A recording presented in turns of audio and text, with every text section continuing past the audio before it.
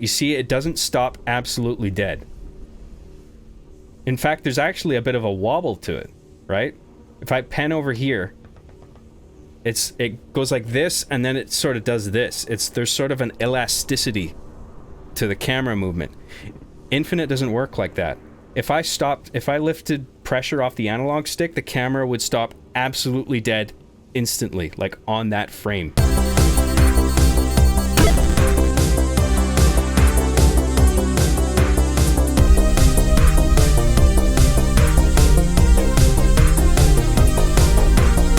Didn't you already do this guide back in 2009 and it was way funnier?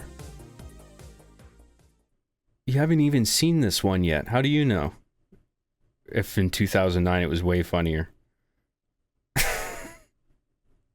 Maybe this is hilarious. Actually, that isn't the aim here.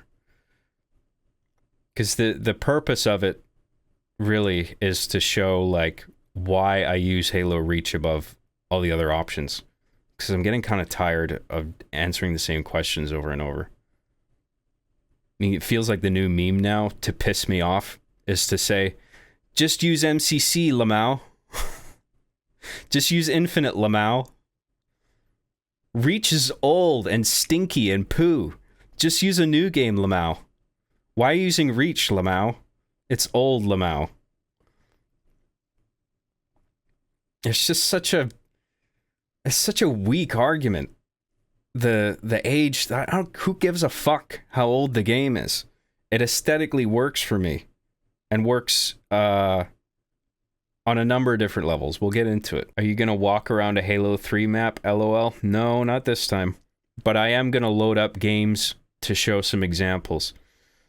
So I'm gonna say my piece, and then I'm gonna somewhere in there I'll load up Master Chief Collection to show how Reach Theater Mode works, and then I'll load up maybe theater modes in some of the other Halo games that are part of the Chief Collection as well, and then I'll load up Halo Infinite, and I'll load up the theater mode on that, and I'll show you what annoys me about it and why I decide not to use it, even though it's the newest Halo game. Just use the new one. Just use Infinite, Lamau. Use Quake. Yeah, that's a little bit dated.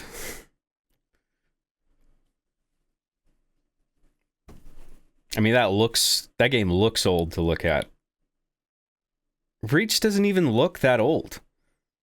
Even on 360. I mean, it's not even that much of a graphical upgrade going from Reach on the 360 to Reach on the Master Chief Collection, because it looks like the polygon count is the same. The textures might be a bit higher res. And, you know, maybe there's, you know, an increased resolution with anti-aliasing, but, like, it's really not that substantial. So, and we'll get into it. Have you considered Pong for Machinima? Oh, that's a good choice. I'll think about it. The Infinite UI is so soulless. It is kind of quasi-Fortnite inspired, which pisses me off. It's not terrible, but, like, I do find it a bit irritating. I think the only advantage Infinite has is its extensive forge. You can make practically anything you want at this point. I agree.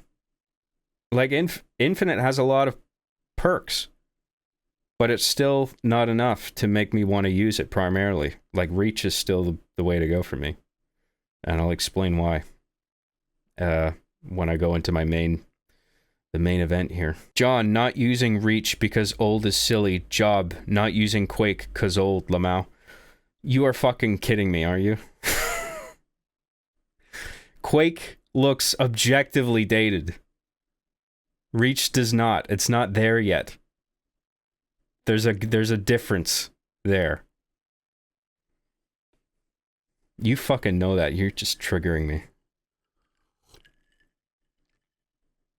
It's like saying, why don't you use Doom? It's like, because the level generation tech is so outdated and all the characters are 2D sprites. I mean, Quake isn't quite that bad, but, like, it's old enough. The textures are very low poly. And not all the characters have masks on, which is a whole issue. Anyway, I'll explain why, okay? Yeah, but the thing is, John, we've seen, I don't know how many seasons of Halo Reach. People want something new to look at. Well, go play Infinite then if you want to go look at it. I mean, there's different maps, okay? But, like, you don't know the story I'm writing. Or the fact that the writing takes the maps into account. You don't know how I'm going to shoot it. At least not any further than the concept teaser that I already did. John, my opinion about Quake is objective. Grant, what did I say? All I said was that Quake looks distinctly old. Because it was one of, like, the first really 3D games. Like, Doom is, like, pseudo 3D. But Quake was actually 3D modeled, and it was one of the first to do it. But it does look... It looks its age at this point. Reach is not in the same bucket. Machinima is such a sick tool, and Reach is probably the best toolbox to provide something cinematic. I don't think people realize how few options there really are to do what a cop show will demand. Yeah, that's something I'll get into. You should use modded Reach maps if you want something new. Yeah, I'm not building any maps for Halo Reach. But I do have all the maps, like the DLC maps for Reach. So I have like the maximum array of like pre-built maps that you can have for Reach to work with, but like I don't think I could I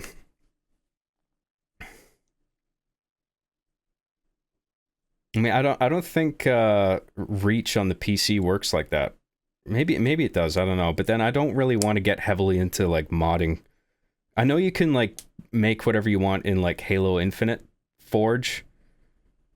Like you can make the versatility that Forge mode has over the Forge modes in the other Halo games is like really impressive. You can make it look like an entirely different game with the amount of tools that you have. But like Reach Forge, even on the PC version, is still limited to like whatever the original assets and framework was. And then to like inject brand new maps in there, you'd have to... I mean, I imagine there might be some hard mods involved, and I don't want to do all that. But I can make all the pre-existing maps work for me, which is good. Because Reach has a good array of maps and a good variety of environments, and you can call them different things, whatever your story needs, right? There's no gore in Infinite. Blood splats are important. It's another good point. I didn't even have that written down, but yeah. I mean, I actually wasn't aware there were no, like, blood decals sort of painted onto the ground and walls when people died, but yeah, in Reach, there's a lot. Because Reach is trying to... Reach fundamentally has this kind of melancholic sort of gritty emotional aesthetic that it's going for, where it's because of the situation of like Reach getting glassed and the sacrifice that was made to get Cortana over to Chief on the Pillar of Autumn. Like it's sort of about it's heavily themed with sacrifice, right? And so there's a lot of design aspects that branch off of that central theme that sort of make it gritty, gives it a texture, a practicality, not only with the armor permutations, but also the maps that you can play. Wait for Infinite +1 and use that. Well, I'll put it this way, John. If Reach had a texture pack that changed all the textures, would you use it? No, because most user-made texture packs fucking suck. They look way too sharp in relation to the original polygon count. The colors are off, so the color palette isn't even matched properly. Like even if the textures were simply preserved in terms of color and just made higher resolution, like when you apply those textures on a game where the polygon count doesn't change, it just looks like the potential for it to look odd just increases. Like, you got to make them high poly mods as well if you really want it to look good. It's like putting an HD texture pack on Ocarina of Time. You know what I mean? Where it's just still low poly fucking terrain. But it's just like, oh, look, you can see the detail of every fucking streak in this wood pattern. Like, it still all looks blocky as fuck. Now it just looks weird because all the textures that are mapped onto them are so crisp. Have you considered other games for future projects? Not memeing for once, but I'm thinking back to some old Fallout Machinimas and fan-made projects, just to name one of so very many. The only one I think I would go to potentially is Source Filmmaker, but I'm not even sure about that. Someone's recommended Fortnite on Twitter the other day, and I was like, like, if people want to use Fortnite for their projects, that's fine. It doesn't match up with my project. I hate the Fortnite aesthetic. The camera operates in that sort of generic no velocity curve. Sort of, I mean, I guess you could put a controller on a PC game and then you'd have that analog input, but like, it's just, it frustrates me because the only thought people are putting into it seemingly is that newer game better, old game bad. And no, that doesn't apply to me criticizing or saying that I'm not going to use Quake because it's old. Reach doesn't look that fucking old. What about GTA? You could make something great if you got accustomed to the Rockstar editor. I've made Rockstar editor videos. I quite enjoyed it too. Although, I mean, it is kind of a headache operating the camera within that very limited range around the player. Because, like, you can only pull the camera so far back and then it hits like a hard boundary and it's relative to the player position or the car position. And it's even trickier when the person's in a car and traveling very fast, because then the camera, you have to make sure the camera keeps up with the player within that boundary. But I mean, I worked with it the way its limitations, and I made a video, The Invincible Hobo or something. It's just a dumb throwaway thing, but I had fun making that. It was cool. Seriously though, the main attraction is humor and writing. Focusing on graphics could be a distraction. Well, that's like my point. That's one of them that I'm trying to make. It's not so much about the look of these games. I'm only willing to go so far back in time. Reach still looks good because it was a 360 game. It's not like it's fucking Atari, you know?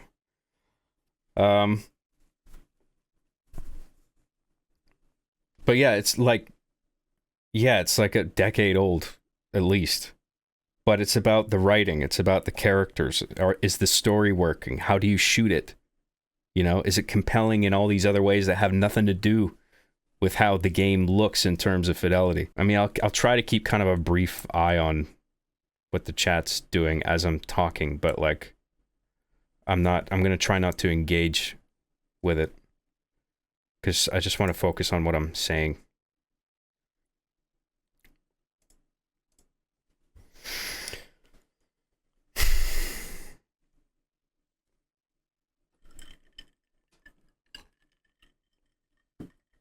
So this video is about Machinima. Machine cinema. What is Machinima? It's a contraction of machine cinema. It's a muddy term now. The way I see it, I've said this numerous times on previous shows and my own show, but it has three definitions. One is, I mean, well, let's go with the colloquial term first, which is just fan-made content using video games, right? specifically cinematic content made within a real-time engine with computer graphics and assets generated in real time. So there's no pre-rendering. It's not like Pixar or, you know, VFX, computer VFX, where everything gets rendered like frame by frame very slowly. But then we get to the technical definition of machinima, which I think I just actually said the technical one, which is cinematic content in a real-time engine. But where the distinction is that I think a lot of in-game cinematics, even for the latest video games, like God of War, for example, you could call that cinematic content within a real-time engine, because that's exactly what it is. So I think you could call any cutscene in a mainstream video game machinima. I think that's technically correct. But people don't use it that way.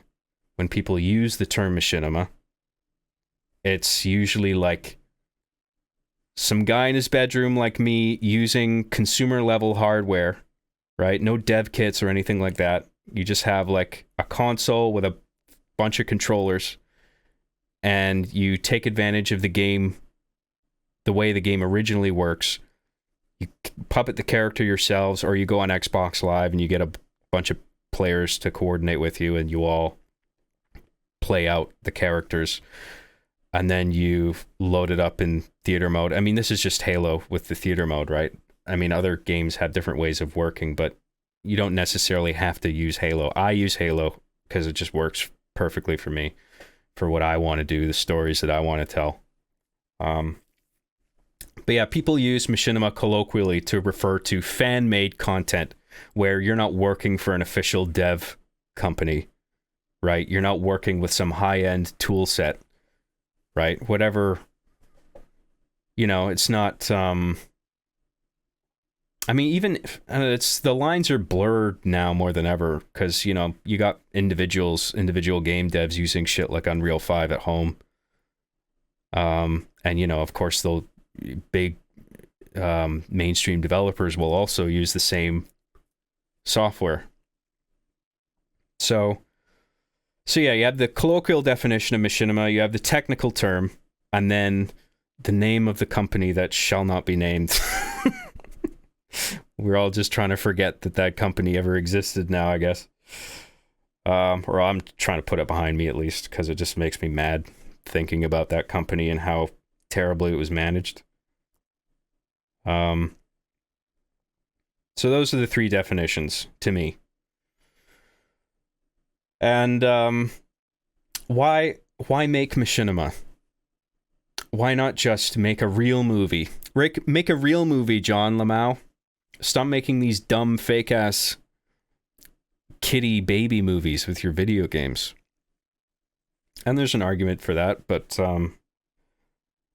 I think what's really valuable about machinima is that it's probably the best filmmaking tool you could possibly take advantage of. It has an ease of use. Because, you know, if you can play the video game, you're probably going to be able to figure out how to get the footage recorded, and, you know, puppeteer all the characters and get the assets doing what you want, whether they're, you know, they're vehicles, you drive them around. If there's explosive canisters, you blow them up, right? If you're working with more sophisticated software, you'll absolutely have more flexibility, but then you'll lose a lot of people in the weeds where they're just like, oh, this is a little too much for me. Like, I don't know what I'm doing with this tool set, right? But I mean, that's people, especially young people, more and more, like individuals at home, are becoming more and more familiar with these very high-end technical concepts and pieces of software. But yeah, it's a great filmmaking teaching tool. There's a lot of concepts and time-saving tricks that I've learned in the process of gathering footage for machinima projects that if I were to start making live action movies, I could carry a lot of those skills over to live action. Specifically, like well, one of the best examples is the order in which you obtain coverage and the an economic approach to shooting shots that you need, where you pick one that's really good. Like, okay, because when you're shooting anything, right? Machinima, live action, it's the same process of shooting where you start from your widest angle and you make sure the camera is in a position in terms of X, Y, Z field of view where not only is it an elegant shot, but it's going to capture all the action. Like everything that every character does in the scene is going to be visible in this one master shot, right? So you just put the camera back as far as you can, not physically as far as you can, but as far back as it needs to be in order for it to see everything that's happening, while also being conscious of how everything's being framed and just making it a nice looking shot, right? So you take some background elements into consideration when you're composing the frame, right? So you start off with your wide master and you let the entire thing play out, which works perfectly for Halo because that allows for all the checkpoints in the gameplay film to get loaded during that one master shot. While you're getting all that footage, it generates all those checkpoints, so then you can freely rewind to any one of them and pick up from roughly where you need to pick up the entire film from. Like, what I'm saying is it doesn't necessarily have to be right at 0 on the clock, right? You could, like, if it was a 30-minute film, for example, there'd be checkpoints all throughout it, and it would be like, here's one at the 5-minute, 10-minute, 15, 20-minute mark, right? And you can rewind from wherever you are in a gameplay film in Halo. At least this is how it works in Reach, right? You can hit left on the D-pad a couple of times, and that'll bring you back like 10 seconds, I think. And then it'll give you another 10, maybe another 10. And then at that point, it hasn't stored enough in RAM to let you keep doing that infinitely. So it's just going to go all the way back to the nearest checkpoint that's been generated. And every gameplay film has a set number of checkpoints. The only difference between films, the number of checkpoints remains the same, but the amount of time between each checkpoint will be stretched based on the total length of time that the gameplay film in its entirety takes to play out. So it's always good to it's good to keep the gameplay films as short as possible. So you minimize the time between checkpoints, and then that minimizes the time that you're scrubbing around trying to figure out the exact spot you need to be at to get the action that you want, right? So that, to my broader point, doing that sort of thing for so long has taught me to be very efficient in my shooting process, where it's just like, okay, gameplay has started now. Pause my game while I'm not moving anything, because then the game clock doesn't run. And then it's just like, I pause on any one of the 4 controllers that I have controlling an avatar, and it's just like, okay, I'm just going to pause it right now. What am I doing? What's the next thing I need to do? Because I don't want a second of unnecessarily wasted time that would stretch out the length of the gameplay film unnecessarily.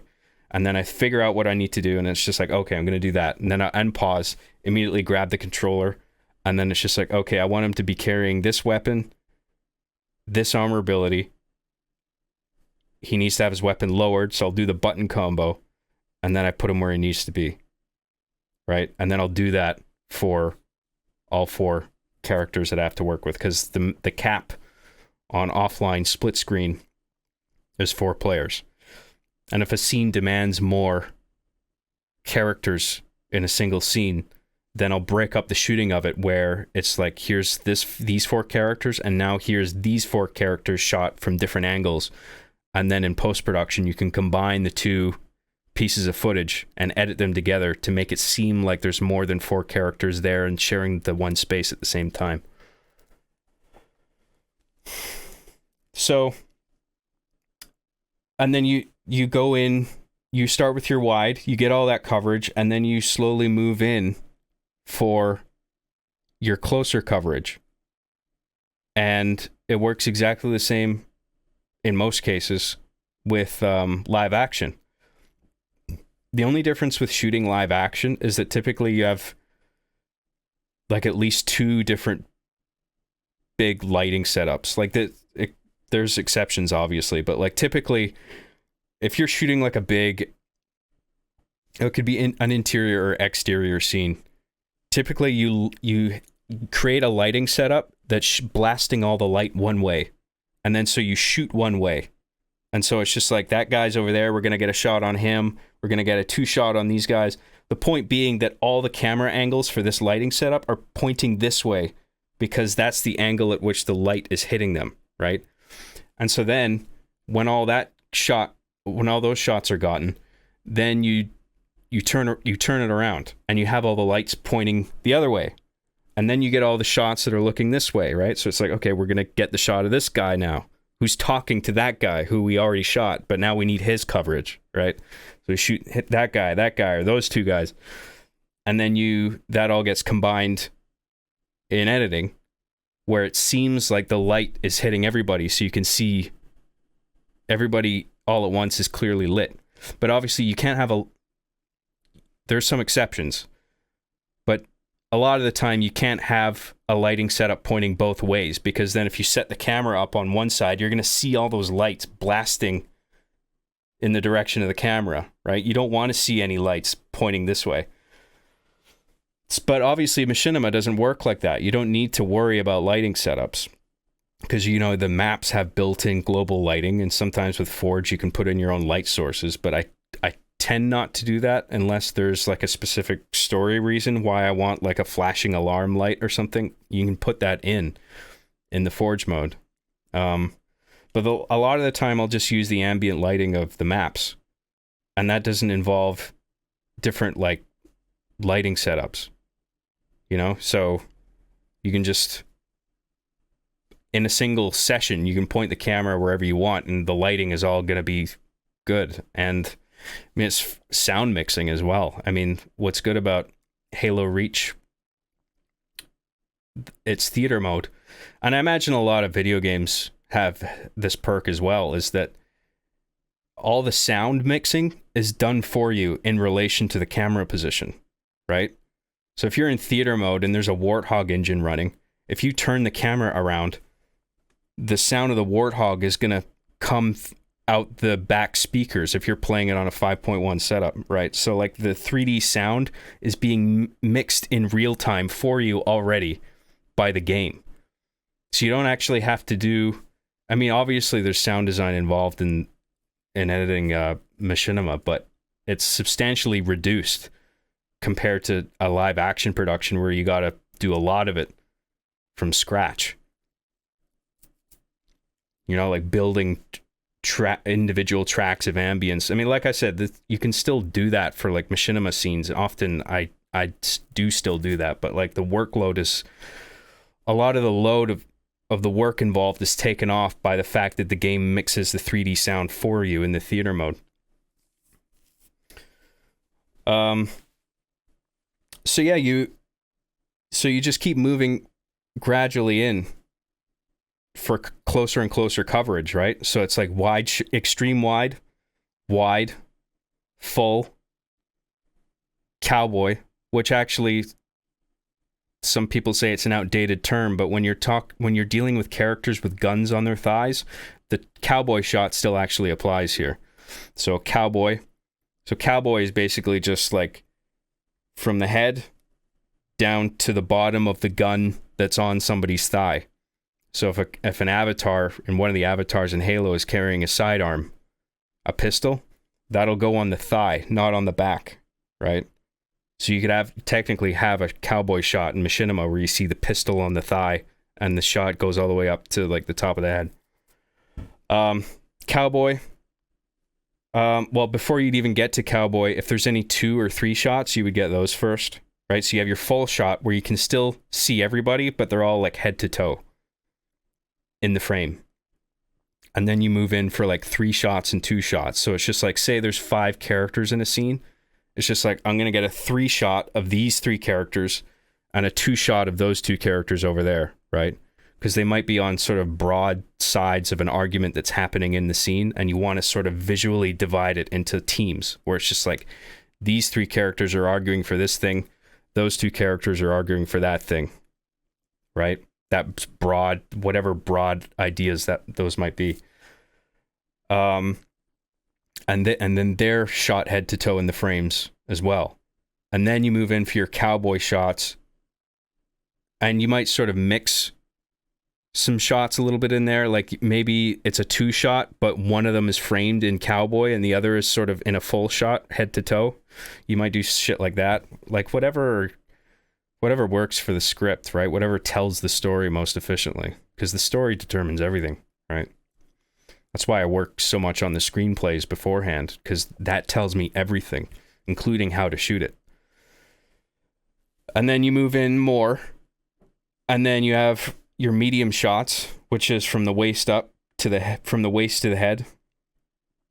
Medium close up, which is like this. Close up, which is like this. Extreme close up, which could be like mouth to eyes, or it could just be the eyes, right? Like if you really want to emphasize like something means a lot to a person, like if you cut to an extreme wide, all of a sudden that's making it clear to the audience, like, oh, he really cares about that thing, or he's scared of that thing, or whatever, right?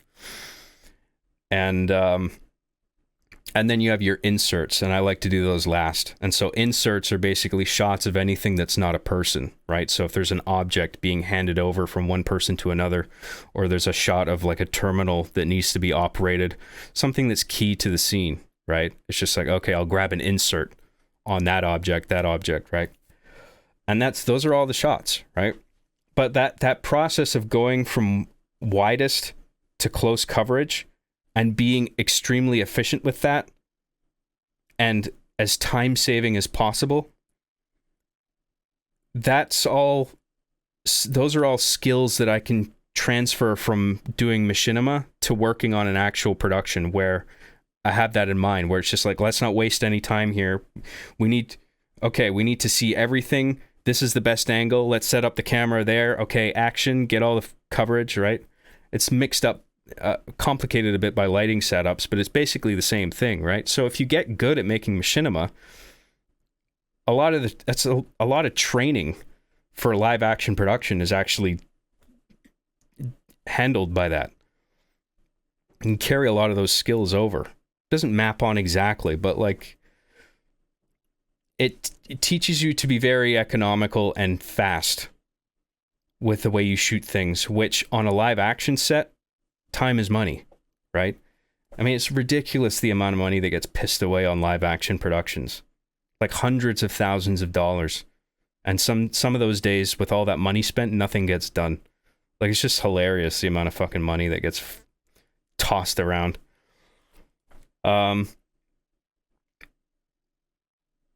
So it's a valuable filmmaking tool, right? And anybody who can play a video game can probably figure out how to like make a little movie, even if it's amateur. But like, the only difference between an amateur and what I do is that I've been doing it for so long, and I understand film theory. I went to college for 4 years for film production, but you don't even need to do that. Like, I made 5 seasons of R Being the Chief before I even went to film school. Like, I already knew the principles of filmmaking and storytelling just by studying my favorite movies and reading things and reading books on screenwriting, you know, and just learning all the different shots. So I think anyone can do it. Like, if you can figure out the way the game works, you can figure out how to make a little movie with it, potentially. Is machinima art? I don't really care one way or another whether people think so. I think it's a very efficient way of getting stories out, fundamentally. And if people want to call it art or not call it art, I'm fine either way. But I think it's a form of artistic expression. Even if it's not a real movie I'm making, like, I mean, this sort of gets into the whole argument that's going on right now with like AI art, right? About like, because you have all these artists that are mad at these AI artists because they're making like surprisingly impressive work just by typing in prompts into an AI system.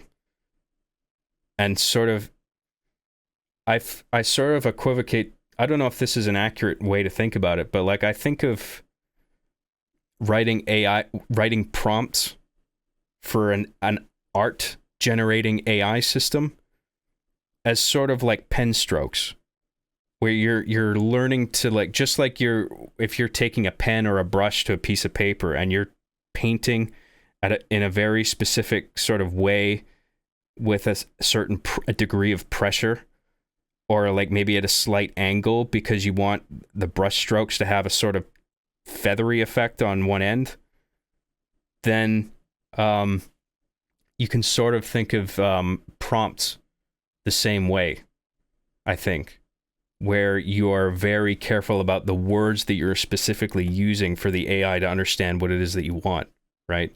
And so there's a very like, and if it doesn't do it right the first time, you look at it and then it's just like, okay, how do I rephrase this so the AI more accurately understands what I want? I'm not saying I'm entirely on board with the whole AI thing, by the way. I'm just trying to I'm trying to see it from their perspective. And I think there is an argument for AI prompts simply being tools, much like a pen, or even if you want to get more technical than that, using something like Photoshop or a DSLR camera, right? These are contraptions or pieces of software that are very complicated, right? That people can take advantage of to make these crazy, beautiful images that they otherwise wouldn't be able to make, right? I see some people making fun of my take. I don't give a fuck, okay? I think I just made a valuable argument there, and if you have a different take, go ahead. We can talk about it after, okay? But I think it's not a bad way of thinking about it, okay? And I mean, I'm saying I get both sides of it, right? Because you have people who like are very skilled at drawing, and you know they're struggling to get by, and then they see somebody just writing a paragraph into an AI thing, and it spits out an image that looks great, and it's just like, looks a lot better than mine. Or maybe it's like, well, that looks like shit. Mine is a real image, right? So there's a worth to this that doesn't have, that image. I'm just saying that I see both sides of it, okay? And I think of Machinima sort of like that, where it's a technical tool that you use to get stories out quickly and efficiently, right? Quicker than something like Source Filmmaker, where you have to sort of hand animate everything. Quicker than, I don't know, building shit in Blender or figuring out Unreal Engine or whatever. It's just, there's an ease of use associated with Machinima that I think makes it great for, you know, young and old people to just jump in and try and make a little movie and get a story made, right? And then that can help them sort of develop their screenwriting ability, because it might give them an interest in telling stories, right? And then you can branch out to other skills from there. I mean, I started out making Machinima, and then I started studying screenplay writing, and then I started studying music. Less so on the theory side, but more just on the technical side of actually figuring out how to use music software to create sounds. And, you know, from there, I just sort of felt it out, like what sounds good to me. Oh, that sounds cool. What if I mixed it with this instrument? But then there's a whole theory side to music that I'm woefully ignorant to, that I plan to get to eventually, but I'm trying to get through a bunch of computer science books first. But anyway, yeah, I think it's a cool filmmaking tool that's easy to use for anybody to just jump in and get a movie made relatively quickly. And then you can use that to learn how to make live action productions if you eventually decide to go and do that, or just make, you know, even if you don't want to make the jump to live action, if you just want to like start making stuff with Source Filmmaker or Unreal, you can take a bunch of the shit that you learned just making machinima projects with, you know, video games at a consumer level, and then yeah, you migrate your skills over. So it's a good teaching tool. That's my thesis of that point. Okay, I've had people come at me talking about like helping out with visual effects, because obviously the game, whatever game you use, is going to have limitations, right? And it's like, okay, I need to convey this specific story beat to the audience, but I can't do it with the tools that the game alone provides for me, right? So, I mean, but my philosophy with it is I try to do as much of it in-game as possible. And then whatever that I cannot possibly achieve with the vanilla game, I'll look into something like Blender, where I can create a certain object, like a key object that I can't create in Forge. I'll do that in like Blender. I'll match the camera angle, put it against the green screen, give it similar lighting so it looks like it matches the environment, and then have a plate shot that's shot in the video game, and then combine the two, where it looks like, okay, it looks like this 3D Blender created object is actually in this environment, right? But that's like that's one of the last steps of the whole process, right? Because you get the story written first, you shoot as much as you can in the game, you create as much as you can in the game, you edit as much as you can, you achieve picture lock, you do sound design, and then at that point, it's just like, okay, what are the visual effects assets that are missing that I couldn't do in the game? I'm going to need to create those in Blender or something like it. And then, so I'm very far away from that when it comes to my new Machinima series I'm working on, but that will be a thing that I have to deal with eventually. So yeah, I think part of if you want to call Machinima an art form, part of it is using the game as much as you can. But I mean, that's just a matter of preference. I mean, I've seen people make music videos and stuff in Halo where it's just like every shot is a visual effects shot, right? So like you couldn't possibly have done the whole thing in the game itself. Like every shot was modified to some degree in Blender or had assets added to it, or you know, some other 3D modeling program, whatever. But I just think if you're going to use Machinima, it's just fun to use as much of the game that you can. So then if you're going to do Machinima, the question then becomes what game do you use, right? And so I think there's a fundamental divide. I mean, I like to categorize them in two broad categories, where you have games where the characters are masked and games where the characters are unmasked. Because as soon as characters are unmasked, you're faced with the issue of animating faces and mouths, right? And it's not just the mouth, it's the jaw, it's the eyebrows, the eyes, what are they doing, where are they looking? Eyelids, are they closing and opening to emulate sort of how a face actually behaves, right? And if it is possible to animate all that stuff, that's a massive workload right there. And you just have to hope that the game gives you the tools to manipulate all that stuff. So Gmod is a good example of that. Gmod will let you generate any of the game's, the base Half-Life 2 games assets or like character models, and then you can go into specific configurations for each of those models where it's just like a huge array of sliders and value, like data entry points, where it's just like left eyebrow goes up by X amount of units, or you know, move the jaw over here, you know, the nose gets scrunched up, and then you can like amplify the degree to which a face is animated. Like I don't know if you guys have ever seen like those, it's like Resident Evil is an example, but like here's a cutscene from your favorite video game where all the animations in the cutscenes are amplified by a degree of 500%. So like every single facial movement gets exaggerated by a fivefold, right?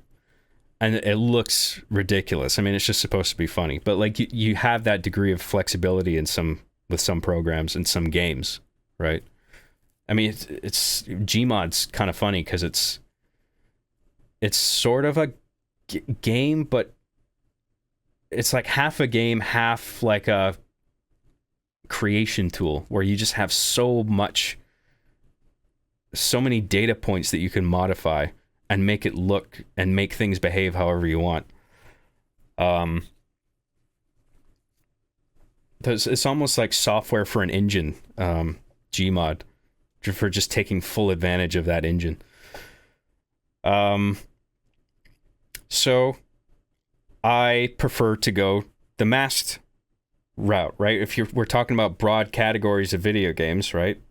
You got unmasked and masked, and Halo obviously falls into the category of masked players, where you all of a sudden facial animation, mouth animation is not a concern. But that doesn't mean what's going on with the characters in terms of emotion isn't important.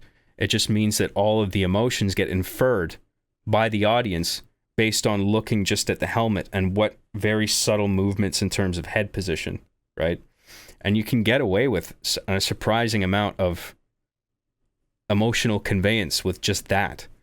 Like if you look at the parts of the Halo TV show where Chief actually has his helmet on, or something like The Mandalorian, right?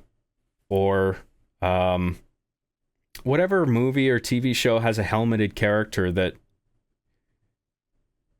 they can emote a surprising amount just by simple head tilts, like just moving the head like that, or like a little turn to one side or the other, or a dip, or lifting the gaze up, right? And by the audience just has to look at the helmet and the head positions, and they're sort of painting in their mind's eye what is probably going on their face.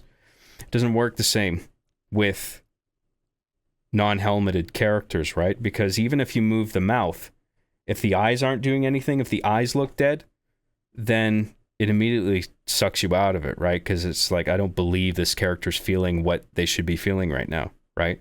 But you can infer all that on a helmeted character. That's, I mean, I see that as a perk. I don't see it as a limitation, really.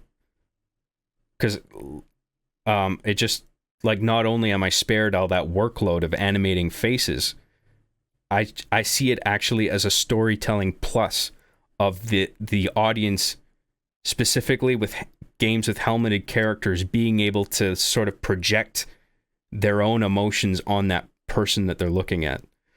I see that as a step up. So, there's a number of games that have helmeted characters. Halo is obviously the big one, right? There's probably a few games I could go with, but the way Halo's theater mode works, starting as early as Halo 3, is just perfect for me. And I think it's specifically good in Reach because of the smoothing effects that are applied to the free roam camera. And you don't get that with a lot of Halo games, and including Infinite. Halo Infinite doesn't have those velocity curves applied onto the camera. So like if I'll demonstrate this later with an actual live example, but just for now, if I'm panning a camera in Reach, right, and I'm applying a slight degree of pressure, and I'm making the camera go, and then I just let go of the control stick, the camera is not going to stop dead. It's going to go gradually from whatever velocity value, gradually to zero, as if it was on an actual dolly in real life, right? So on live action productions, cameras will be fitted on what's called a dolly, right? So a cart that gets pushed back and forth across a track. They were actually originally used to load engines onto the wings of airplanes, right? And eventually some guy came along and he was like, you know what? That would actually be perfect for putting a camera on because of how smooth it is. Because dollies, when they were fixing engines onto the wing of aircraft, the application process of mounting the engine on had to be incredibly smooth, like no jerkiness at all, right? So everything was the machine was done to apply all this smoothing onto all the movements involved in getting the engine up and then clicking onto the wing, however that works. And so eventually a guy came along and said, let's put a film camera on that. And then that'll make the camera look really smooth when it's recording footage, and it'll look great in editing and when people are watching the finished product, right? And so then that became a camera dolly, right? And the Reach camera emulates that surprisingly well, just with that simple little velocity curve, but it gets neglected in so many games, including Infinite. So if I were to do the same thing in Infinite, right? Apply a degree of pressure to make the camera pan, and then let go of the stick, the velocity stops dead. Like say the velocity was at 100. It would go from 100 to 0 in the span of a single frame. So it just stops immediately. May not seem like a big deal to you guys, but that kind of stuff is so apparent to me. Like when I'm watching a movie, I can very quickly tell most of the time what the camera is being mounted on, or if it's not mounted on anything. Like I can immediately just tell by the way the camera is moving. This is handheld. This is probably on a Steadicam rig. This is probably on a dolly. This is probably on a crane, right? Whatever the device is. And if there's even a tiny bit of shakiness, that can potentially throw me out of the experience. I mean, there's certain exceptions, like with the Bourne movies, for example. Those have a lot of handheld shots. Breaking Bad is almost exclusively filmed in steady handheld with like a shoulder-mounted camera, but everything's operated by hand, and like pans are done just by like rotating an actual person rotating their waist, right? So you can tell, like, well, I mean, it's obvious to me when any of these methods are being followed, but it's not always a bad thing. And something like the Bourne Identity Supremacy Ultimatum or like Breaking Bad or something where it's a deliberate use of handheld, it actually works. But like if there's some amateur productions where the camera doesn't even have any dynamic stabilization, and it just looks amateur. It's just like, just put the camera on a tripod. What the fuck are you doing? You know? Or at least like put it on your shoulder so it's at least, there might be a little bit of a bob and sway to it, but it's at least, you can tell the camera is like fixed onto something, whether it's a dolly or somebody's shoulder or a tripod or whatever.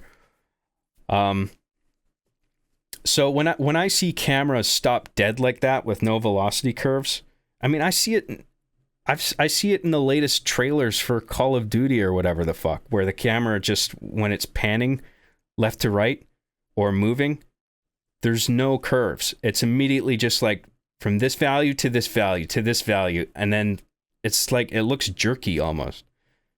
And then it just becomes so obvious, like I'm looking at video game footage right now. I mean, it's already obvious with the graphics and everything because it's not quite photoreal yet, but you can just tell by the way the camera moves, just by that it doesn't look authentic. But Reach actually does that, and Halo 3 did it as well, I think. And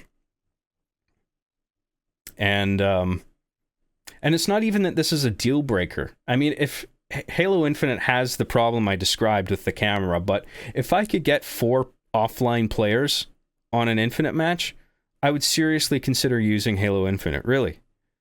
But I can't. Because none of the games on Master Chief Collection on the PC let you do offline split screen. The best you can do is just have if I'm going to do everything and I want complete control over everything, I would need minimum 4 different computers, each with a controller plugged into it. and each with a separate Xbox Live account. I think. Maybe I could probably do offline system link, but I would still need 4 systems running separate copies of the game. And then have them all connected either on a local network or over Xbox Live. I would probably do it over a LAN. But then I don't want to be working with 4 consoles. I just want to be working with 1 console. That's a bottleneck for me, right? So then the question becomes, what game can I use that lets me operate 4 controllers offline on a single system, right? Now, Master Chief Collection on the Xbox One does let you do split screen, but you need 4 controllers for it, which I don't have. Because 360 is a relatively older console, over the years I've collected controllers where I think I have 4 or 5, might be a 6th one, but I think it's broken. But I have 4 working controllers that I can just plug into my 360 and make a movie whenever I want. But with the Xbox One, I only have 1, maybe 2 controllers. They're more expensive than the 360 controllers. I could buy another 2 controllers, but then what am I doing it for? If I've already got Halo Reach on the 360, why am I going over to play the same game on the Master Chief Collection? Because of the increased frame rate? I don't give a fuck. I would downscale it in the export anyway to give it a cinematic look, because I don't want to make a movie that runs at 60 frames per second, right? I mean, I actually, in the stuff that I make on Reach, that game runs at 30, and I export projects at 30 frames per second. But that's only because if I were to export at 24 frames per second, it would have this weird kind of jerky dropped frame look to it that it looks like there's frames missing from the export. I actually tried it with the premiere of Season 8 of Our Being the Chief, and the gameplay didn't look right to me. Even though 24 is the cinematic frame rate for like movies, I don't think it really works for that game. Like, in order for that game to look its best, but also look cinematic, you need to use Reach at its original frame rate on the 360, which is around 30. Or maybe just exactly 30. I can't remember. But yeah, the only reason I would use Reach instead on the Master Chief Collection is, I mean, the only perk that I see, the biggest one is frame rate, but I don't care about frame rate because I don't want the game running that high anyway, because it doesn't look cinematic. I don't like high frame rate movies. So other people might disagree that people want to make a machinima with 60 frames per second. Fine, go ahead. But it's not the way I want to do it. And then what's the other perk for using Reach on Master Chief Collection instead of Reach? I guess the polygon count looks the same to me. So there might be sharper textures. But if the polygon count doesn't change, the difference is negligible to me. I mean, I can look at the textures and notice that they are of higher quality. But if the polygon count isn't up with it, I don't really care. And then the anti-aliasing, again, I don't really care because the 360 already outputs via HDMI at 1080p. I don't need it to look like 4K, or I don't need the anti-aliasing. I mean, if there's a little bit of pixelation on the 360 version relative to the Master Chief Collection version, I mean, it's so like, we're not talking Minecraft blockiness here. This is a very fine pixelation. I mean, you can see it's there relative to the 360 version, but it's not nearly substantial enough for me to want to migrate over to the Master Chief Collection version instead. So I'd rather just use the 360 and the version of Reach that's on it. I mean, there are some perks to using Master Chief Collection on the Xbox One. Such as the fact that you have a bunch of different Halo games that you can use. But you can't mix and match. If you're doing a singular machinima project You pick one game and you stick with it because all the games look different. They have different aesthetics. You can't just I couldn't make Hard Justice with do Halo Reach for one scene and then Halo 2 for another scene and Halo 3 for another scene. That's going to be way too distracting, especially for people who have played the games, because they're going to know we're in a different game now. Oh shit. But even to the untrained eye, you're going to be able to see, like, if you look at a character model in Halo 2 versus Halo 3 and Halo Reach, they all look unique. So you can't just mix and match games like that. You got to pick one. So if I'm going to pick one, which one do I go with? What about Halo 3? Halo 3 has a lot of good maps, and it does, especially a Master Chief Collection, because it has maps like Turf included with it, which is a Halo 2 map, which was remade to work in Halo 3. I love Turf, not just in terms of gameplay, but it's a great like city map with like little narrow alleyways and stuff. And you can use that for like environments in your story where it's just like, I need a little, like, especially in my series Hard Justice I'm doing it in a city, right, where there's a lot of urban environments. So that would be great to have a map like Turf where it's just like, I need a map that looks like a shop front, right, or like an intersection, and I can use this part of the map to sort of represent that. That would work great. But then if I were to choose Halo 3 just so I could use Turf, then all of a sudden I'm immediately limited to everything Halo 3 has to offer and nothing else. And if you look at all the maps that are available in all the different games in Master Chief Collection, I think Halo 3 or Halo Reach still makes the best offering, because you've got alien maps, you've got city looking maps, there's actually a very limited number of maps that just look like arenas, like, Quake style arenas like Halo 3, where like what is it, Construct, or there's another one where it's just like a bunch of ramps and like multi-floor. It's just this weird multi-floor structure that's obviously designed to just be a deathmatch arena and not to actually look like anything recognizable on Earth. You know what I mean? That's one of the benefits of working with Reach, is that because of its thematic core of sacrifice, it's trying to tell this emotional story, and there's a design philosophy that results in a bunch of maps that sort of resemble real human environments, right? That I can write a story, right? And be like, oh, that map is perfect for this thing I'm trying to do in my script, in a way that like that doesn't apply to Halo 3, where it's just like, that's like an arena type map, that's an arena type map, this sort of looks like a police station or whatever, that's an arena type map, shit.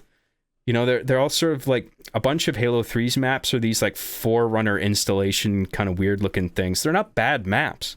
I'm just saying they don't work with what I'm trying to do.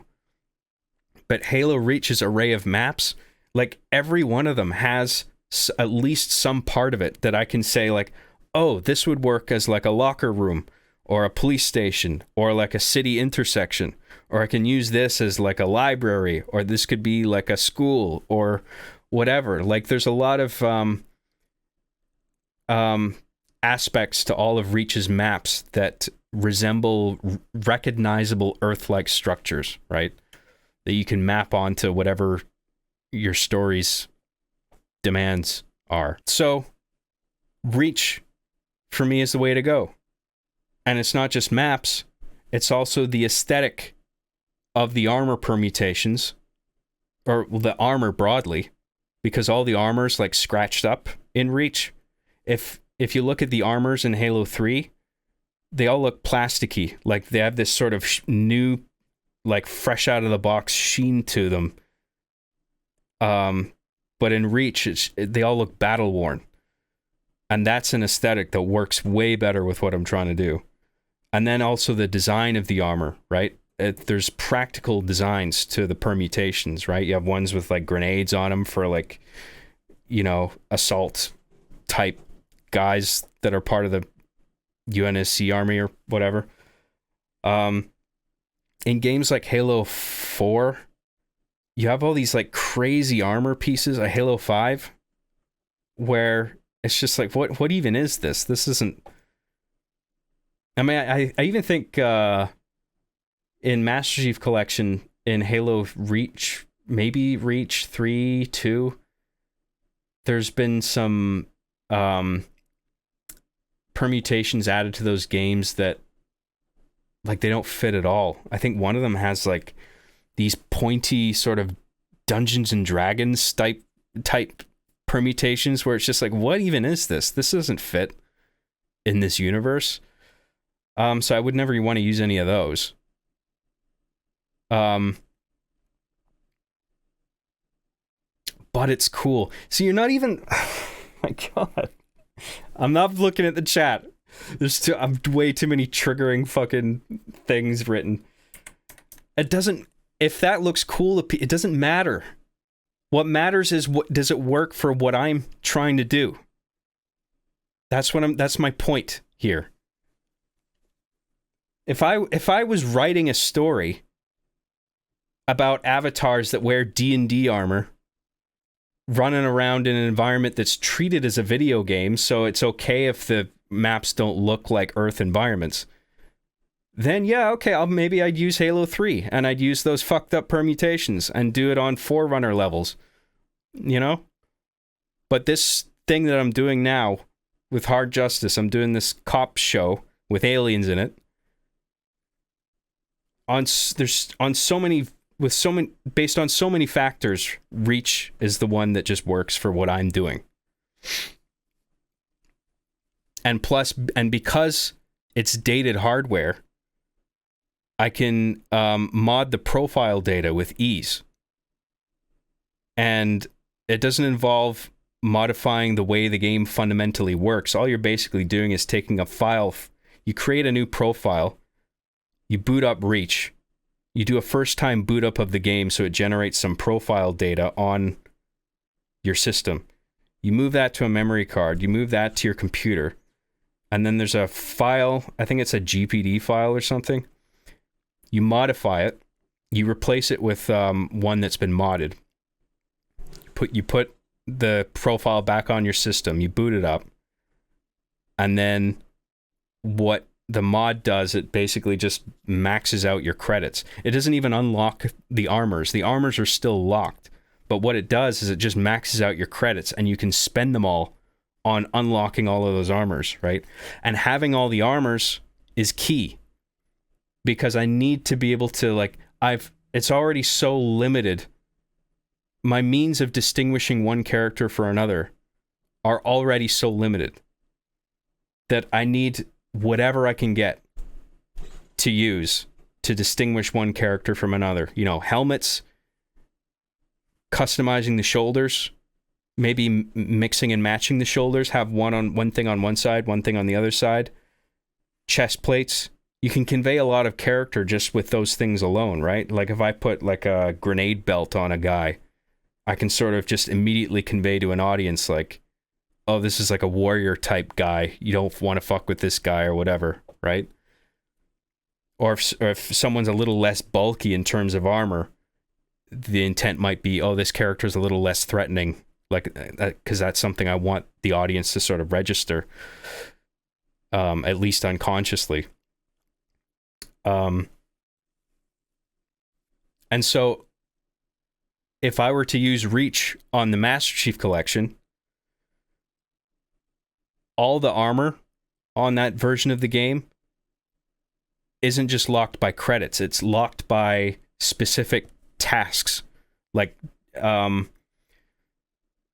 says, I looked at it recently. It said, I scrolled through all the permutations on it, and it's just like unlocked by playing Series 1, whatever the fuck that means. And I gather that's like, Series 1 is just a line of online missions that you play with people. I don't know, some kind of maybe firefight sort of thing, where it's like the unlocks are based on specific tasks rather than just earning credits and spending those credits like it does in the original game, right? So I don't want to do months and months of grinding just to get all the armor pieces that I need.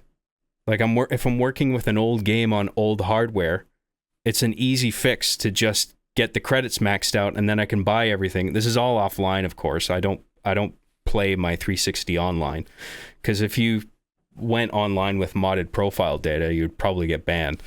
But I do everything offline. I don't even have the Ethernet cable in the system because I have everything I need on the offline console already. I've got all the like I could mod profiles easily. I've got all the maps already downloaded. Like every DLC map that ever came out, I have offline on the system. So I never have to be connected to the internet to do what I do with the 360. And like I wouldn't have to be online with the Master Chief Collection either, but all those armor permutations would be locked to me unless I grinded online and got all these achievements. And I don't want to do that. That's a huge time sink. I'm not particularly interested in playing Reach Online anyway. I mean, if I were to play a Halo game online just to have fun, I would do Halo Infinite, you know, but then, you know, that's aside from the armor, there's the issue of why even upgrade to the Master Chief Collection when the 360 version does everything I want already at the slight cost of aliasing, where you can kind of see the pixelation around the edges of avatars. I don't give a shit. Sorry. And then the frame rate I don't care about, because I would export it at a lower cinematic frame rate anyway. So I don't benefit from the 60 frames per second thing. And then, you know, with doing voices in the Halo games or any game with helmeted characters, just because you can't see the mouths, that doesn't mean the dialogue isn't made compelling, because, you know, characters with helmets speak through them all the time, right? And we care about those characters like Chief or Mandalorian or whoever. And then you can do what Rooster Teeth does, like where you just put a little band pass filter on the voice of whoever's speaking, and then it sounds like they're transmitting their voice through a radio that's sort of being emitted off of a speaker that's like built into the helmet. I personally don't do that. I see the utility in it. It makes sense, but like I feel like that just gets in the way of the clarity of the voices, where like you might... It's been my experience in editing where like I'll apply that effect and then all of a sudden a line of dialogue becomes a little hard to understand, and I'd rather just preserve the clarity of what's being said from one character to another and not do that. And but either way, I mean, I've done that kind of thing before with some projects like years ago. I mean, it's a way to like you don't animate the mouths and you can't see the mouths when people are talking, but it's okay. They're wearing a mask. That makes sense.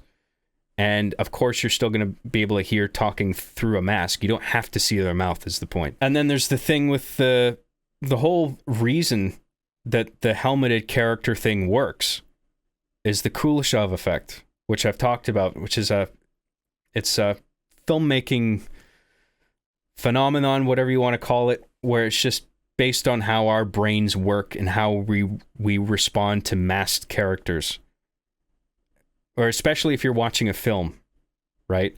Because there's a lot of things informing the audience of what a character is thinking and feeling that have nothing to do with the facial expression, right? So a lot of that information is conveyed by things like cinematography, juxtaposition, the length of shots, the lighting, certain things that are framed in the background or the foreground when a character is being filmed. Little head tilts, right? The lowering or raising of the gaze, the moving the head left to right, right? There's a lot of different things feeding into what's making a person think of another character they're observing in terms of what they're thinking and feeling, but they can't see their face, right? The Kuleshov effect has been famously illustrated by an example. There's a couple. There's you have a shot of a guy with a neutral expression, and then you cut to a shot of a bicycle, and then you cut back to the person, and then it's like, oh, he wants to ride the bike, is the conclusion.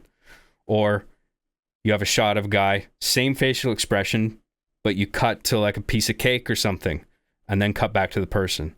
And it's like, in that example, the person's face hasn't changed, but their intent has changed based on what the juxtaposed shot is. So then it becomes, oh, that guy wants cake, or more broadly, he's hungry, right?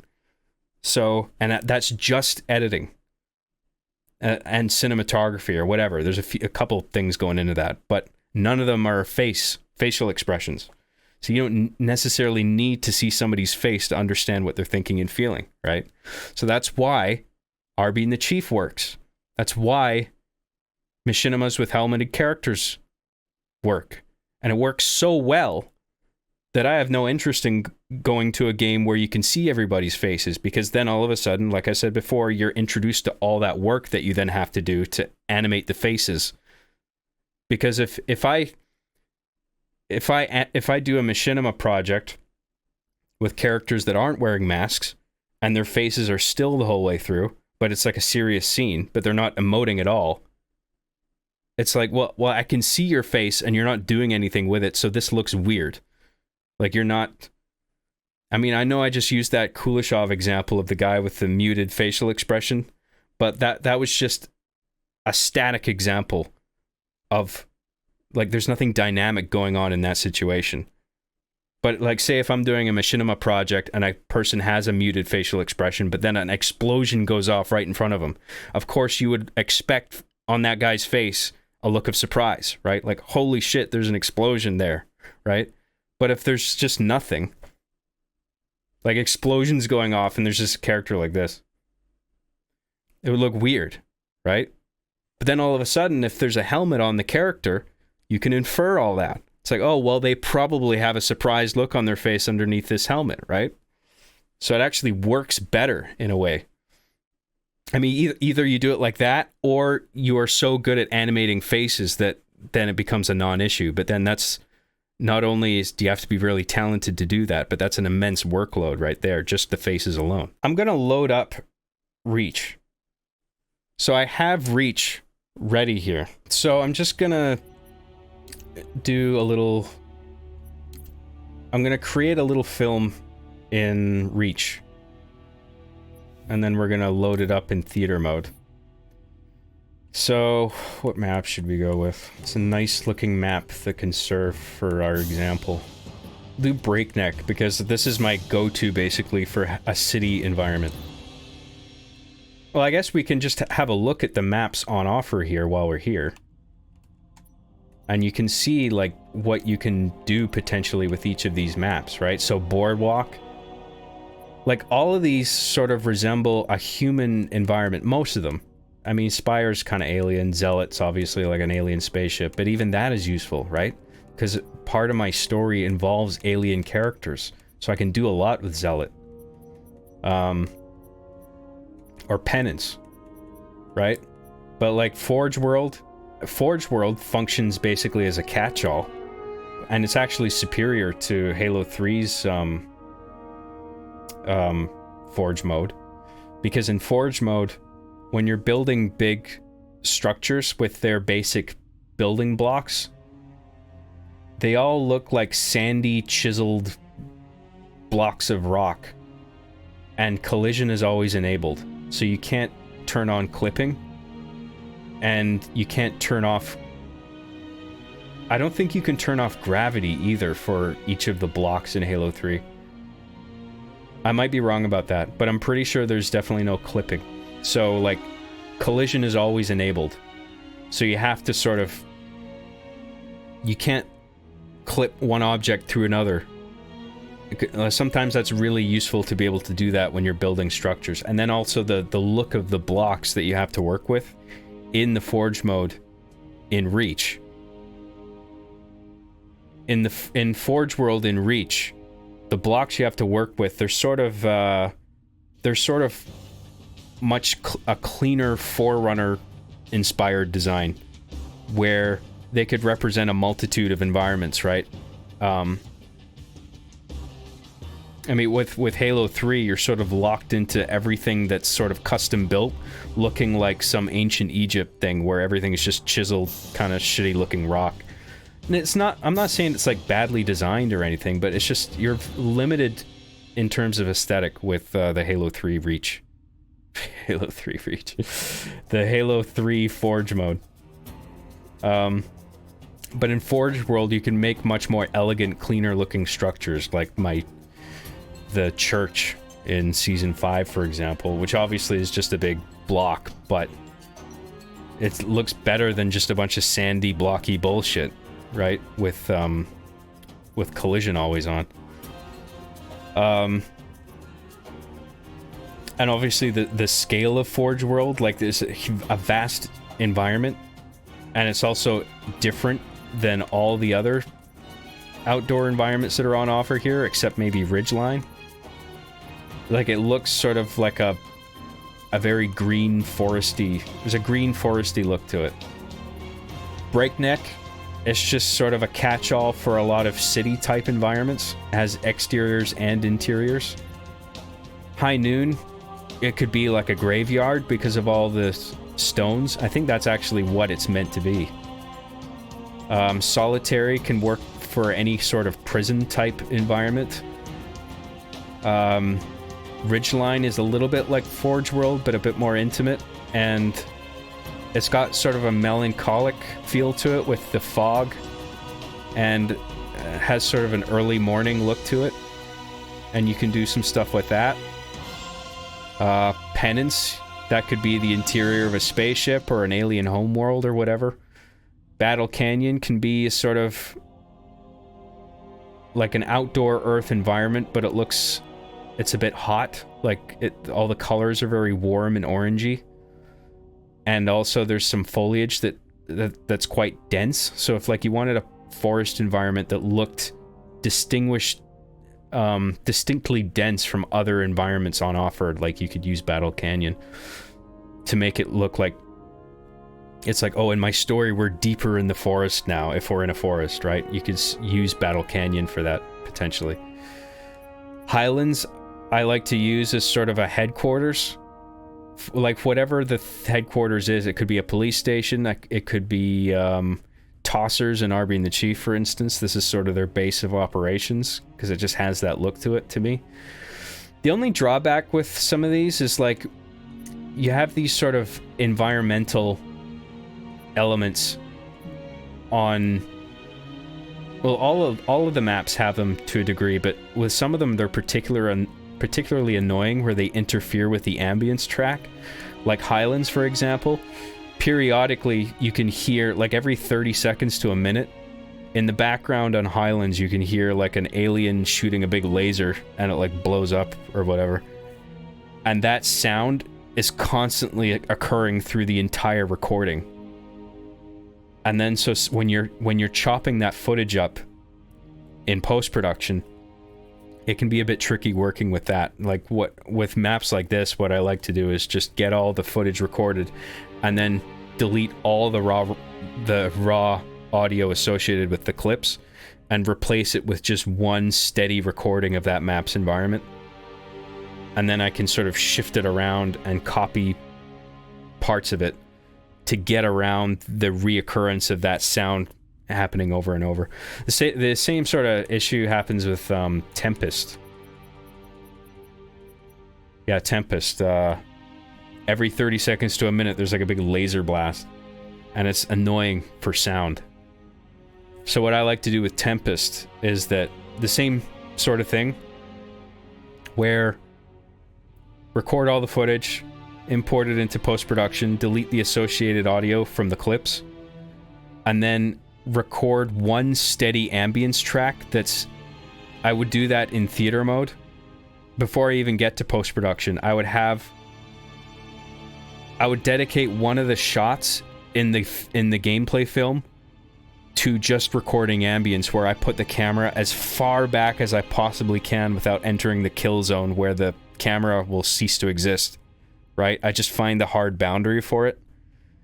It's often not a hard boundary. It's like, it's a kill boundary, but it's not like a physical hard boundary. You can pass through it, but it's going to reset you back into like the play area, and then you sort of have to work your way back and find your spot again. You know, it's a little bit annoying, but eventually you'll find like you'll just get a sense of like, okay, the barrier's probably here. I can put the camera this far back without resetting, and then it's out of range of the dynamic sources of recurring audio in the scene.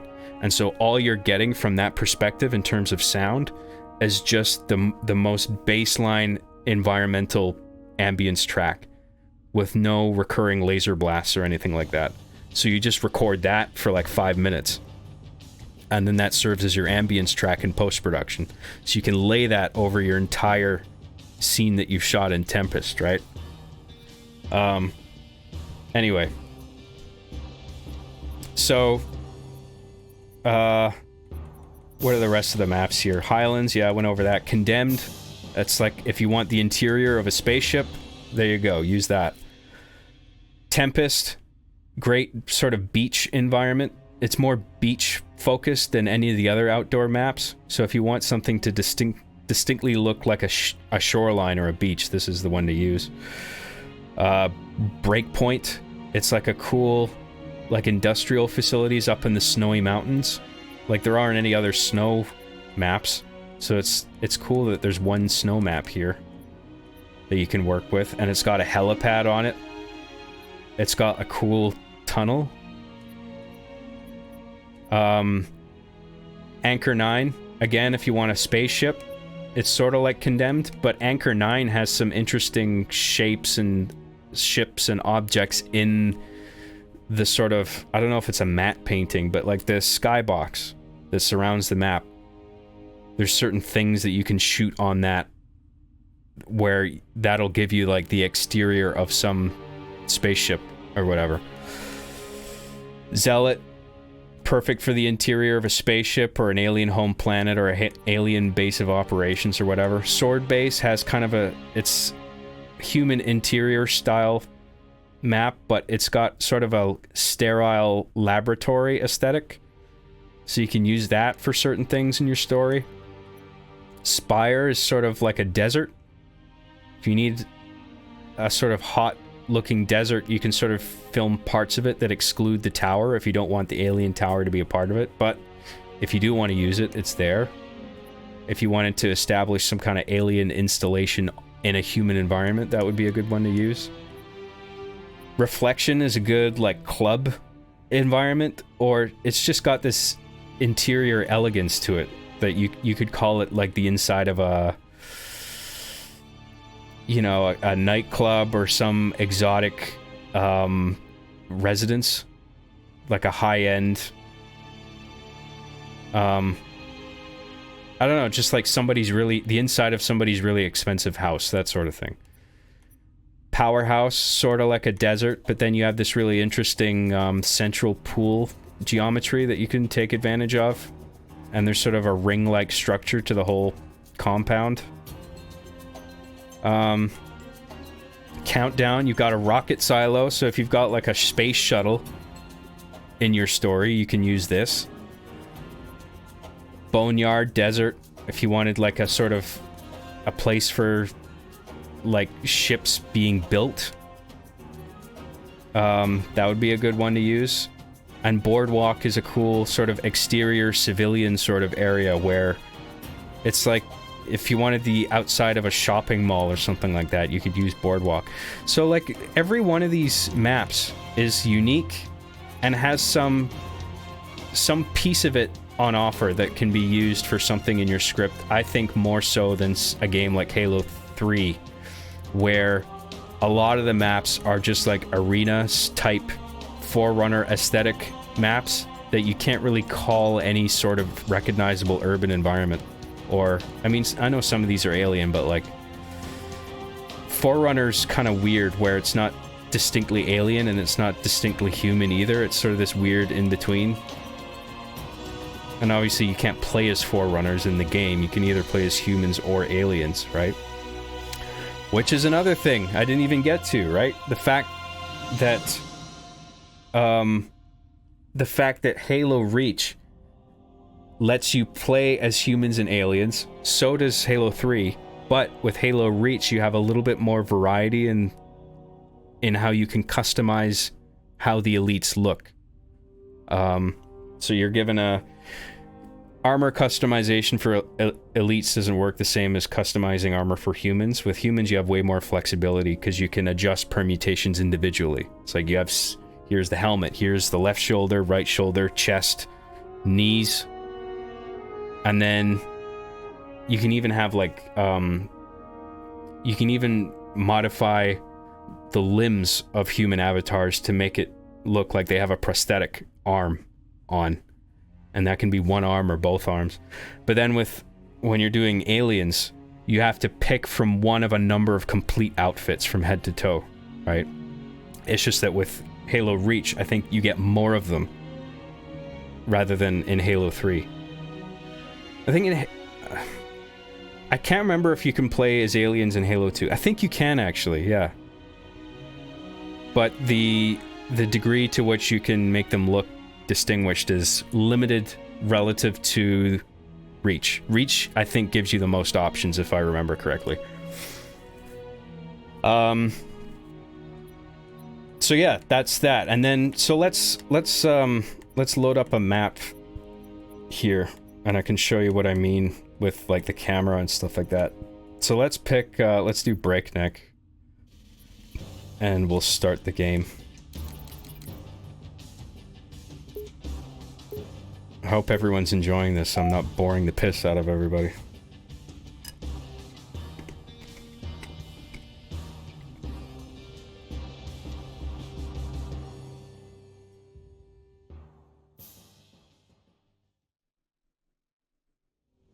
Slayer. I know there's a lot of chats, but I just want to focus on what I'm doing right now. Sorry. I'll get to everybody's chats when I'm through with this. So, let's do... Okay, so, alert carry. If you don't know what alert carry is, that's when people put their weapons down in the game.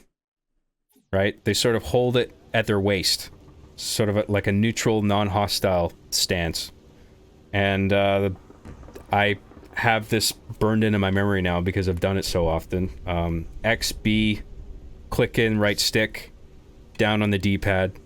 You hold that till you hear a noise, go out, and then the gun's gone, right? So now you can't see it from this perspective. Actually, you can kind of see by the shadow. But if you're to look at me in theater mode right now, I would be holding my rifle at my waist. And then you can switch between weapons while still being in the alert carry state. So if I switch to my assault rifle, it's still going to be held at the waist. If I switch to this, you're going to see a little animation of like him pulling out the new gun, but it's still going to be waist high, right? And then if you want the gun to be raised back up in a cinematic way, all you have to do is you can't have any grenades on you, so I got to throw the grenades away. And then I'm gonna do the button combo again. And then, with no grenades, if you press left trigger, the gun goes up. And it looks really good in theater mode.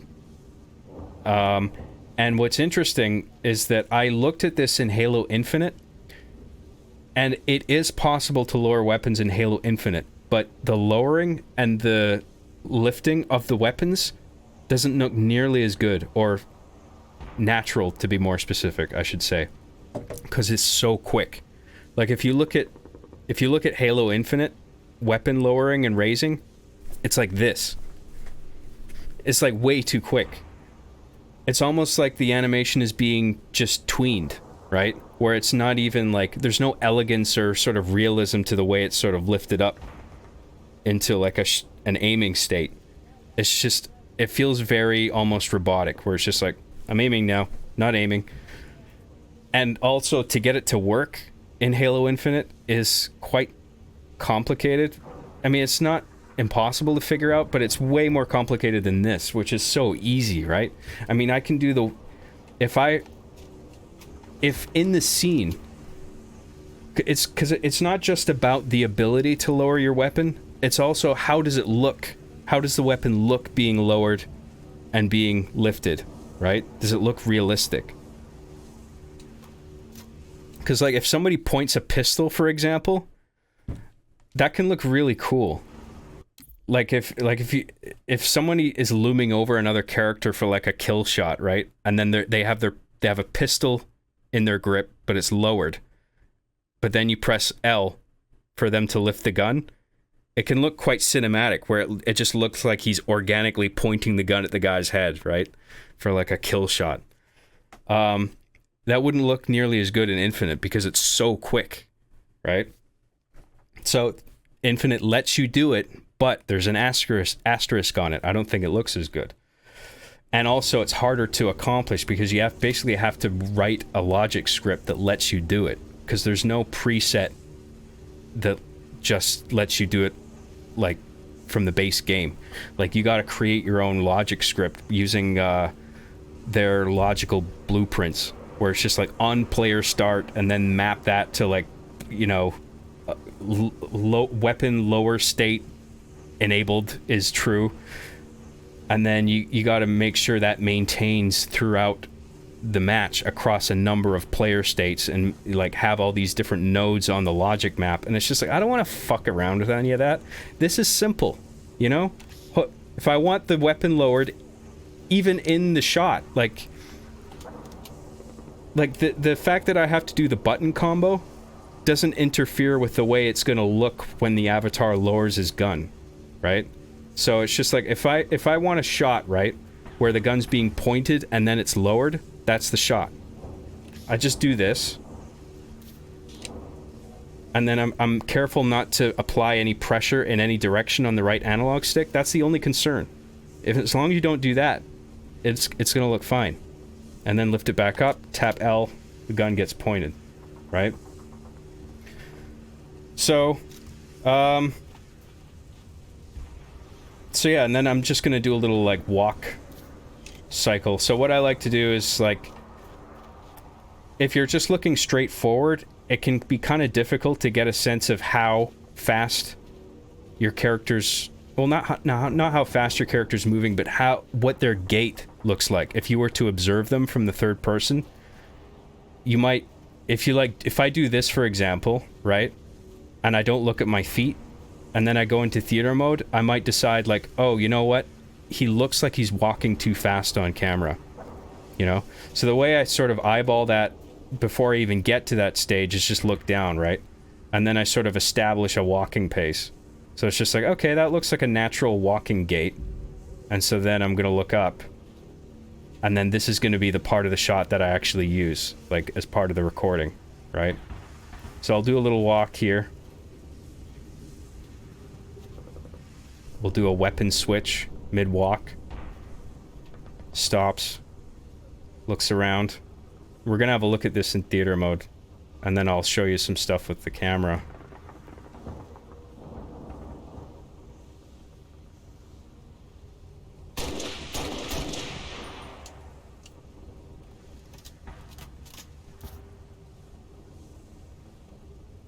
And that'll do. So let's end the game, and we'll load it up in theater mode.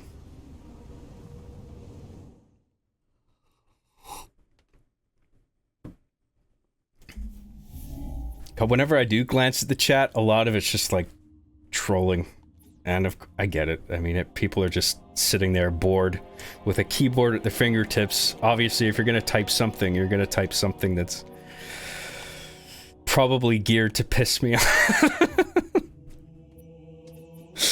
But I'm not paying attention to it, okay? So we're gonna go into theater mode,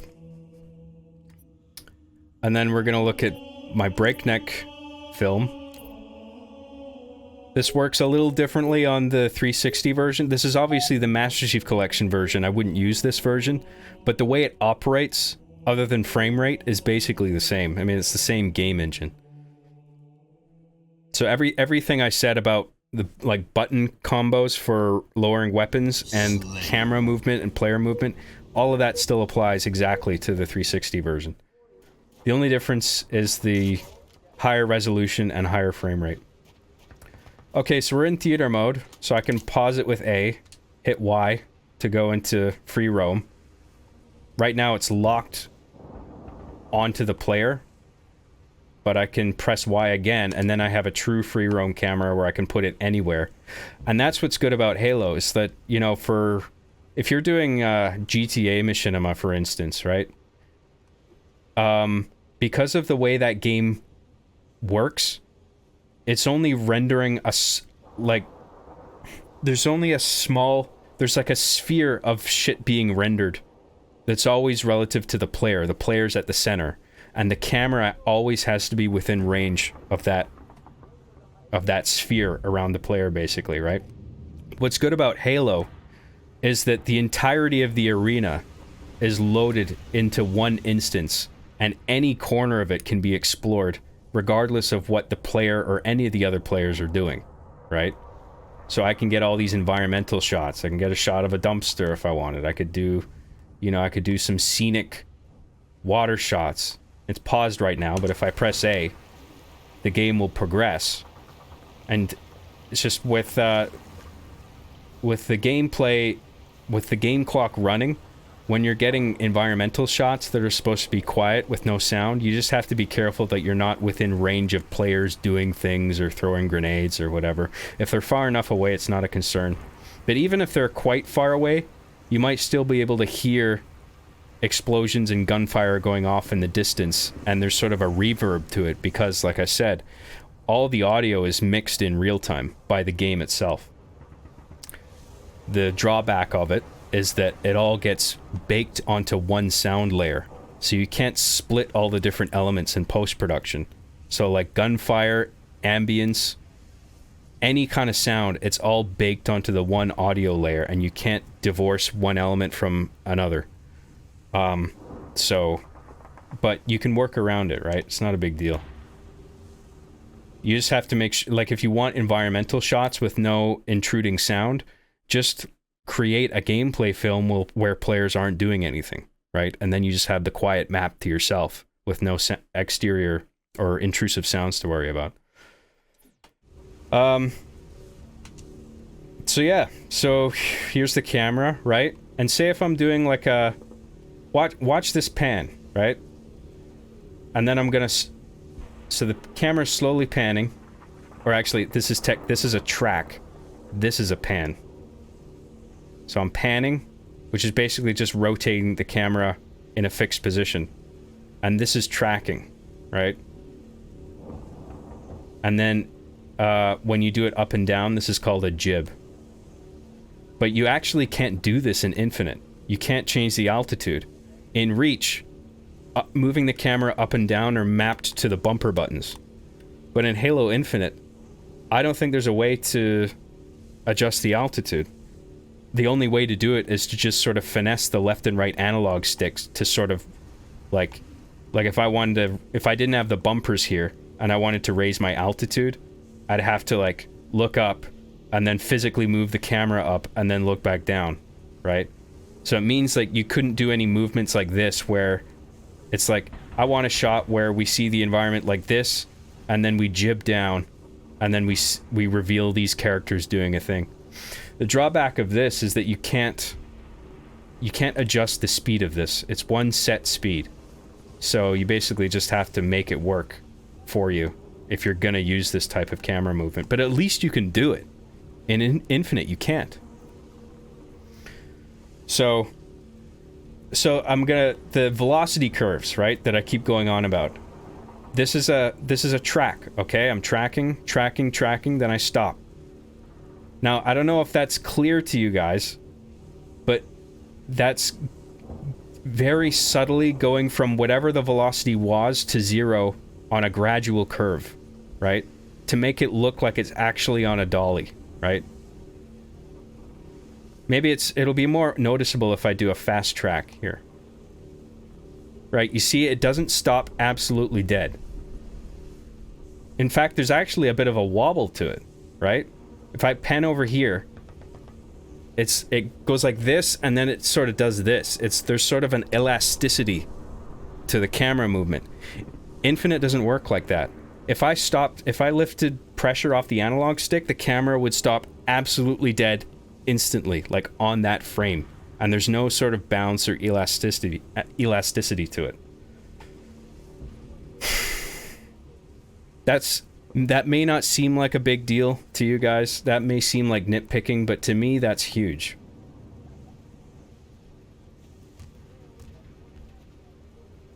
And then the fact that I'm working with analog sticks and not a mouse specifically means that I can apply degrees of pressure to the sticks that allow me to do like certain handheld shots, like what I'm about to do here. I'm just waiting until the character starts walking.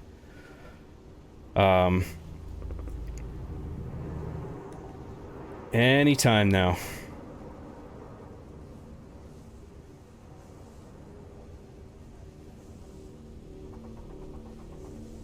Come on, for fuck's sake. See, the way the checkpoints work is you have to organically fast forward through the film until you pass a checkpoint, and then only then can you revert back to that checkpoint or skip ahead to that checkpoint.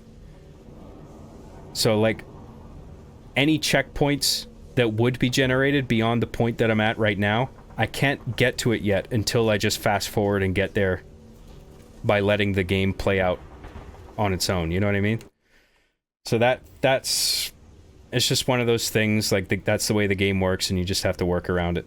So what I'm talking about, like, what's good about working with analog sticks is that you can do sort of handheld shots like this, where I'm moving my thumb around the right stick, right? And I'm sort of creating a pseudo handheld look.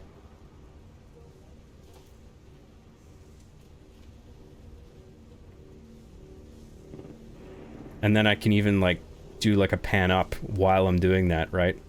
So, and that's with analog sticks specifically. But I'm gonna try using a mouse now, and I'm gonna do the same thing with a mouse, okay? So here he is.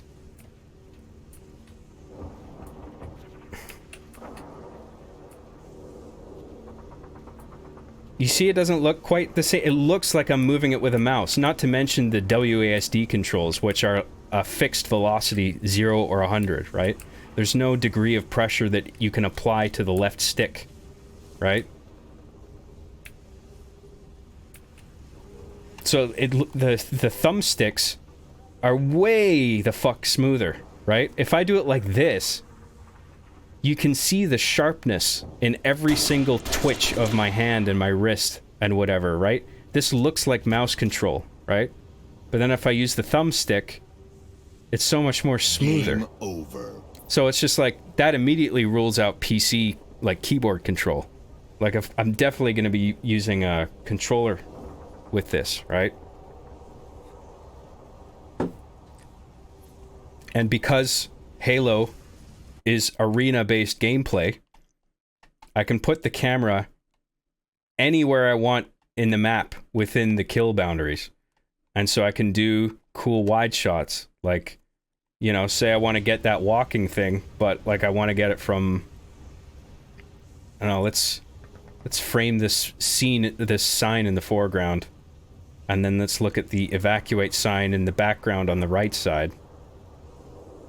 And then let's just try to frame it nicely. I'm looking at the yellow fencing in the bottom left corner, and trying to get that a distance from the bottom of the frame that sort of is equal to the distance between the objects at the left and right side of the frame and their respective frame boundaries, if that makes sense. So, like, I'm looking at the top left corner, I'm looking at the distance between the left side of the frame and the sort of mount that's holding the platform up. I'm looking at that. I'm looking at the sign on the right side, the distance between that and the right side of the frame, and then trying to equalize all the distances, like top, bottom, left, and right, to make sure, to try and balance everything out in a way that's sort of pleasing. And then here, you know, we have the wide shot coverage. This could be a master shot, potentially, of, like, the guy walking into frame, right? And yeah, I don't like the high frame rate. I don't think it looks cinematic, but that wouldn't, if I were to use Master Chief Collection, that wouldn't be a concern because I would export at a lower frame rate anyway. But then if 360 already has the frame rate that I want, why would I even go to the Master Chief Collection, you know? Like, the 360 version does everything I need it to. That's sort of my point. It's one of my points. And then the way field of view works in this game, this game simplifies it, where it's just, here's the wide angle, click the right stick in, here's a narrower angle lens, right? Where it's sort of, if you look carefully, it squishes the foreground and the background to make a more picturesque image, right? But alternatively to this, if I want a close shot on a character that's sort of meant to establish a sense of instability or something, or there's some surreal aspect to the scene, I could punch out to a wide lens, but then physically move in, right? So it's still the same sort of like medium close-up, but the foreground and the background aren't squished, so there's almost a sense of vertigo that you can achieve. You can literally do a vertigo shot as well. Like if I push forward on the stick and punch out of the lens at the same time, like that. So you work with the game's limitations to achieve cool effects like that relatively easily. I mean, a bunch of different games would probably give you like a slider to adjust the field of view. But then that sort of complicates it to an unnecessary degree where I would be too fixated on the number. It's just like, what exact field of view number does this need to be the best shot ever? I like that the way this game works just simplifies it to, like, I'm forced to not having to think about that. It's just like, wide angle, close angle. Okay, great. They're both pretty good default values, and I can work with both. As long as I have the two, then I can work with it. But then how do you do a gradual zoom? Thank you for the relevant question. That's not just trolling, by the way. There's probably a few. But you can't, unfortunately. The best you can do is just punch into the narrow lens and then just slowly push in like that. So right now I'm pushing the front stick. I'm just applying a light amount of pressure to the left analog stick. That's all that is, right? So it's not a zoom, technically. A zoom is sort of an in-camera function where the lens is, like, the image is being magnified. But with this, I'm physically moving the camera forward. But it's all I can do if I want to achieve something that approximates a zoom, you know? So it's a dolly zoom. It's not, see, a dolly zoom would be if you were pushing in on a dolly and doing an in-camera zoom, like a magnification of the image at the same time. So this is just a dolly, is all this is, in terms of camera movement. The process of this is a zoom in, it's a zoom out, or I don't even know if that's an accurate way to call it. This is basically switching lenses is what this is. And then this is a dolly move. So I don't think you can really zoom in this game. But you do one of those, you take advantage of what you can do to sort of replicate the same sort of thing. But yeah, just I've been able to work around all the game's limitations and do basically anything that I want. The only thing that, like, the biggest bottleneck I've found is that if I want to do a shot where it's just like a snap zoom, where a character is startled by something, I do this, right? So I start from, like, this lens, and then I punch in like that. And then I'll sort of combine this with the player physically stepping back as if he's, like, you know, shocked by something he's seeing, right?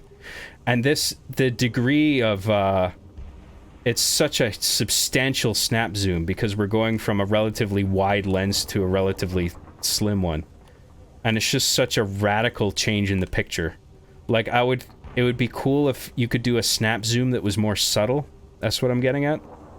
But it's not a huge deal. I just accept the fact that I can't do snap zooms that are that subtle. And if I do want to do a zoom in, I can sort of... I could do a mixture of both, where it's just like a snap zoom, and then we're also slowly dollying in if we need to get closer, right? So I just work with what the game lets me do, and I feel like I can achieve pretty much any cinematic thing that I want if you just learn to work around the game's limitations. So that's basically it for Reach.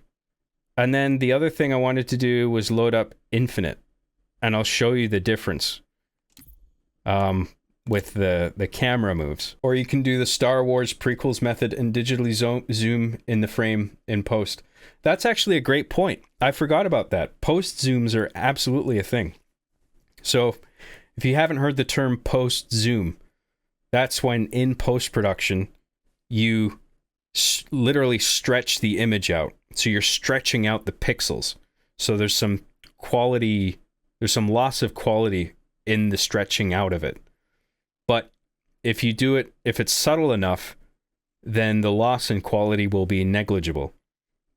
And it's definitely negligible if you had raw footage in 4K, but your final product was going to be 1080p. You've got all that resolution to work with and stretch out without any loss in picture quality, right? And you keyframe that, right? So in post-production, whether you're using Adobe Premiere or whatever, you keyframe it to have a scale value of 100, and then across some X amount of time, you keyframe it to like 105, for example. And so across X amount of seconds, it's going to slowly scale out to that value. And so, and you can consider that a zoom, unlike what we just did. Because when I was doing it, it's either like a lens change or a dolly move.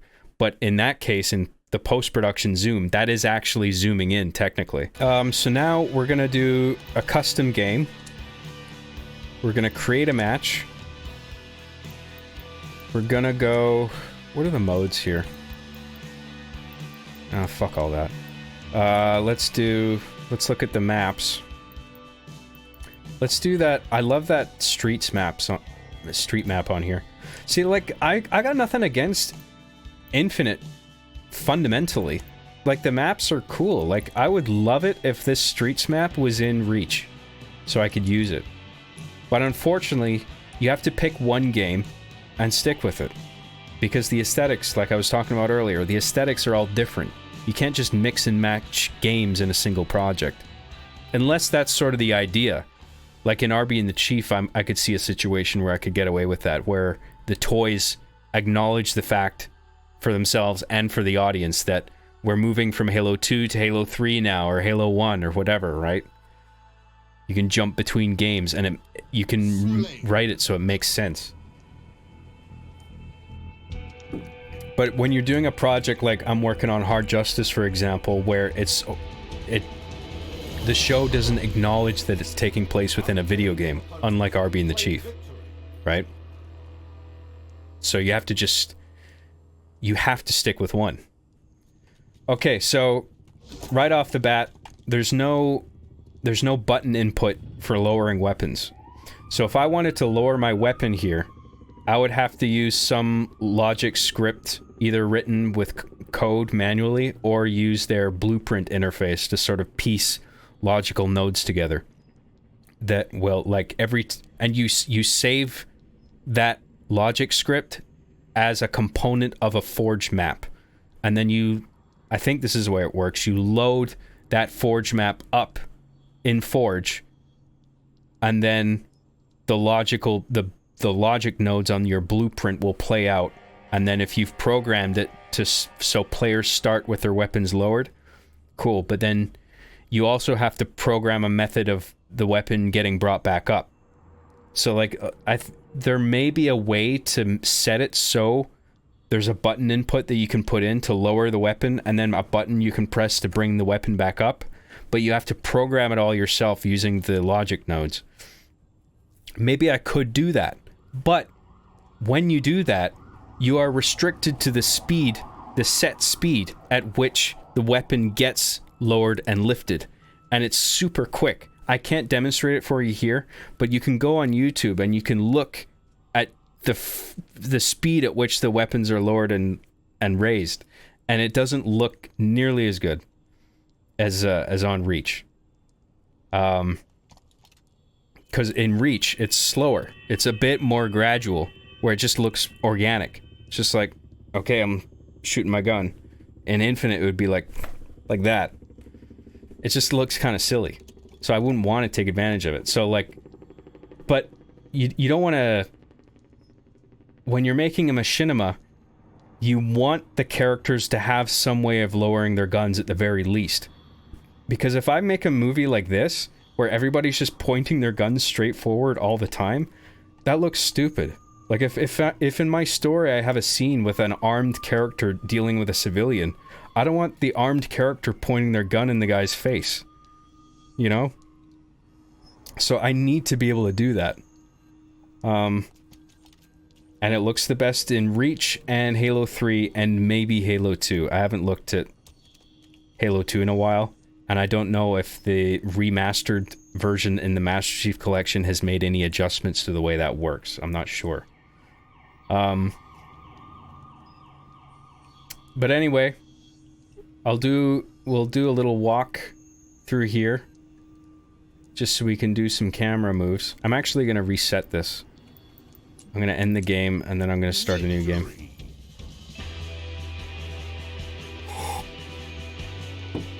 I mean, I think when people say, why don't you use Infinite? I think most of the time, all they're literally thinking about is graphics. And I said, well, the graphics though. The graphics look so good. I mean, I just showed you footage of Reach. Does it look that old and dated and crappy? I don't think so. I think it looks perfectly fine. I understand Infinite has all these shaders, and you can do 4K, and it's got, you know, water effects. Maybe there's probably some ray tracing enabled, so you can see some puddle reflections and stuff. It all looks very nice, and if that was all in Reach, and it had all the things that I needed, that would be great. I would love that. But no, I can't have it all. I gotta pick. Okay. Puddle reflections generally don't use ray tracing in games.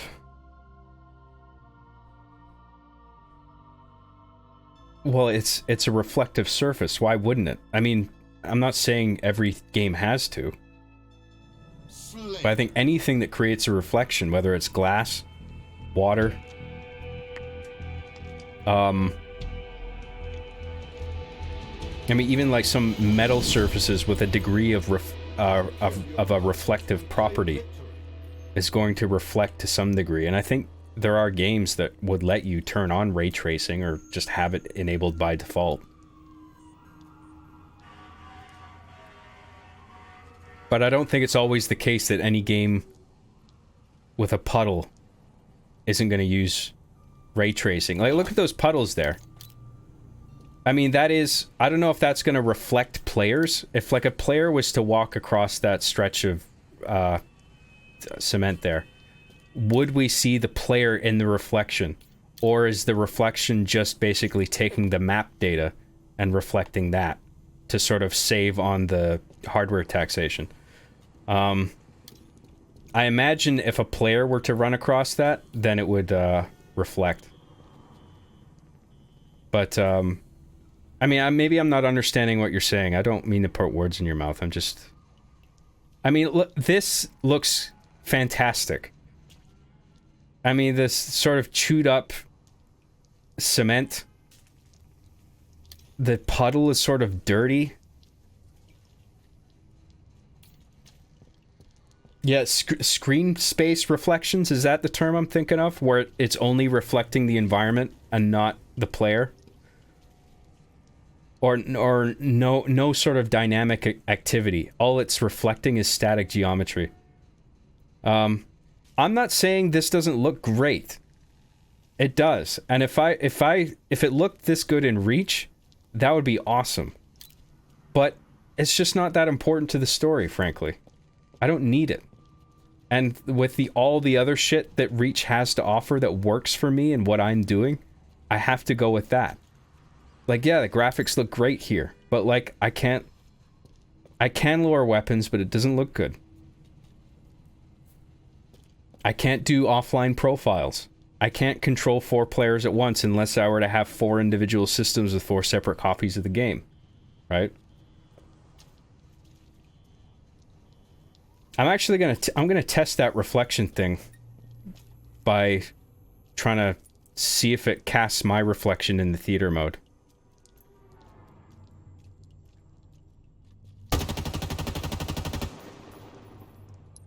That'll do. Victory.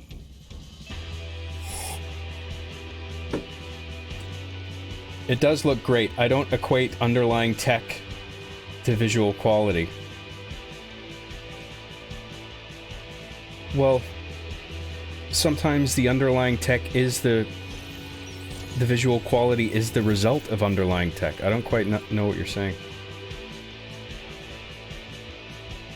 Look, John, you won. This isn't about winning.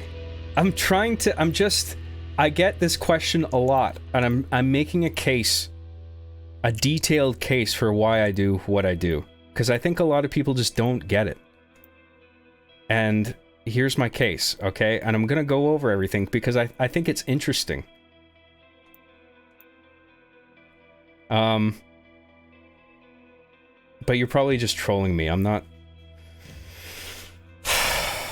I know I sound mad, and sometimes I do get mad, and I shouldn't get mad. It's just me being stupid. Sorry. What the fuck was I doing? Oh yeah, because theater is in Community for some fucking reason. And now we're gonna go into match history. And what's the most recent one? I guess it's in ascending order. Like, most recent matches are at the top of the list, so it's probably this one. And then let's watch the film. John did not get that joke. Sorry, a bunch of shit's gonna go over my head because I'm sort of focusing on what I'm doing here. I'm sorry. And I know, like, some of you people are writing shit in chat that's obviously designed to trigger me, but that I'm not sort of thinking about the joke aspect of it because I'm so caught up in what I'm doing that... And then I probably sound like an aggressive fucking asshole. I'm not trying to, okay? Okay, so here's theater mode in Infinite, right? And it's like, there's cool environments here. I mean, this is even a police station. I could totally use this for my cop show project that I'm working on, right? Just have a show like this, establishing, boom, insert on the police department logo.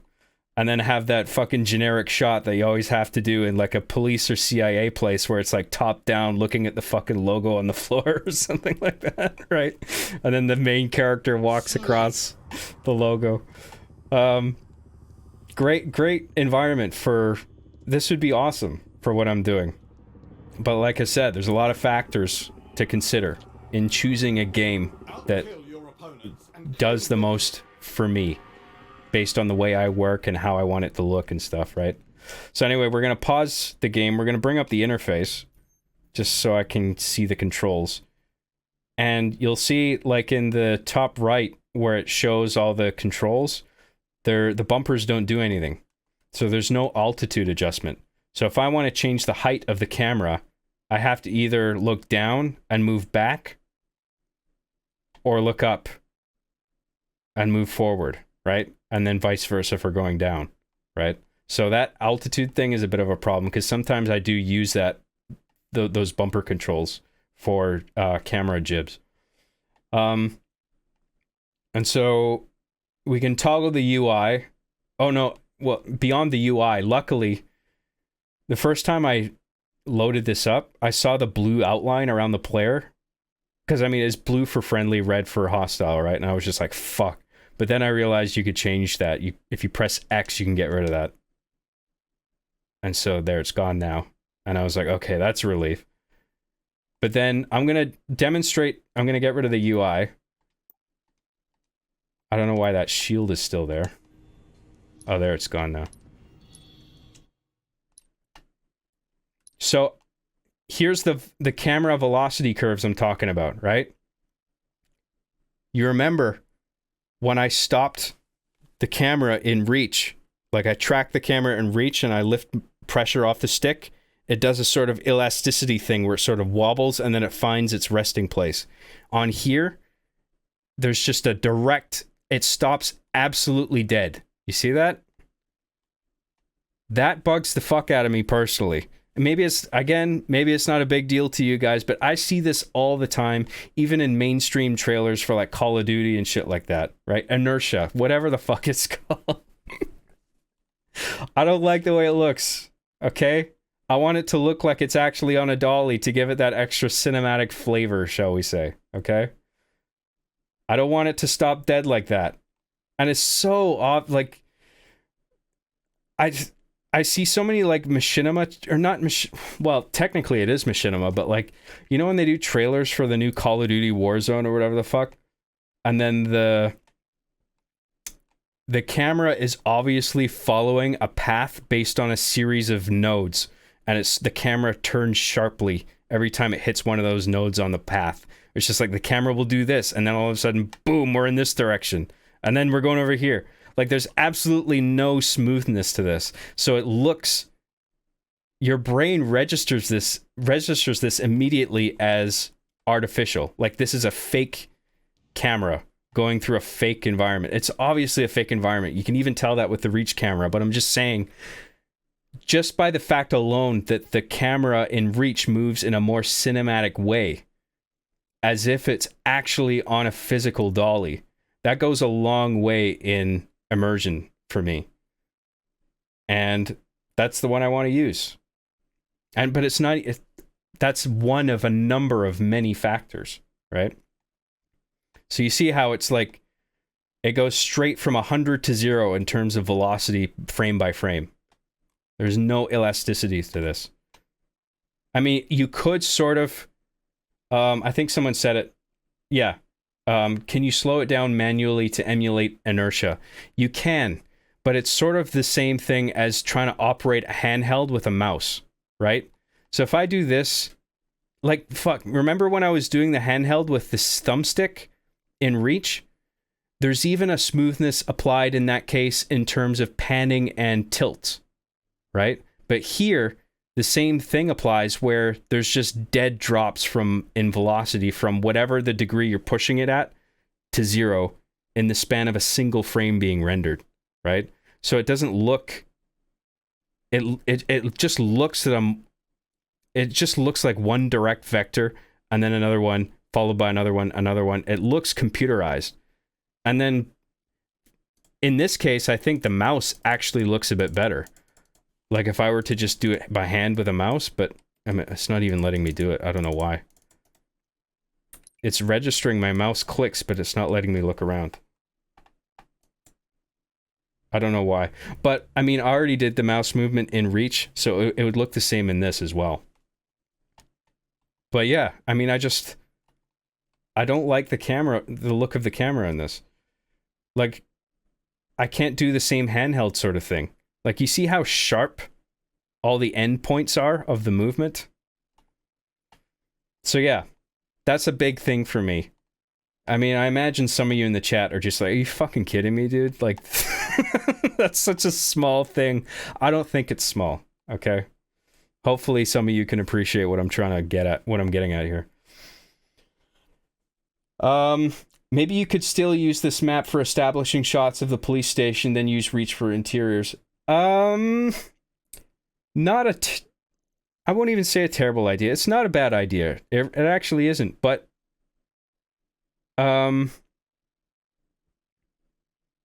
like I wouldn't want it to say New Mombasa because I have my own city name.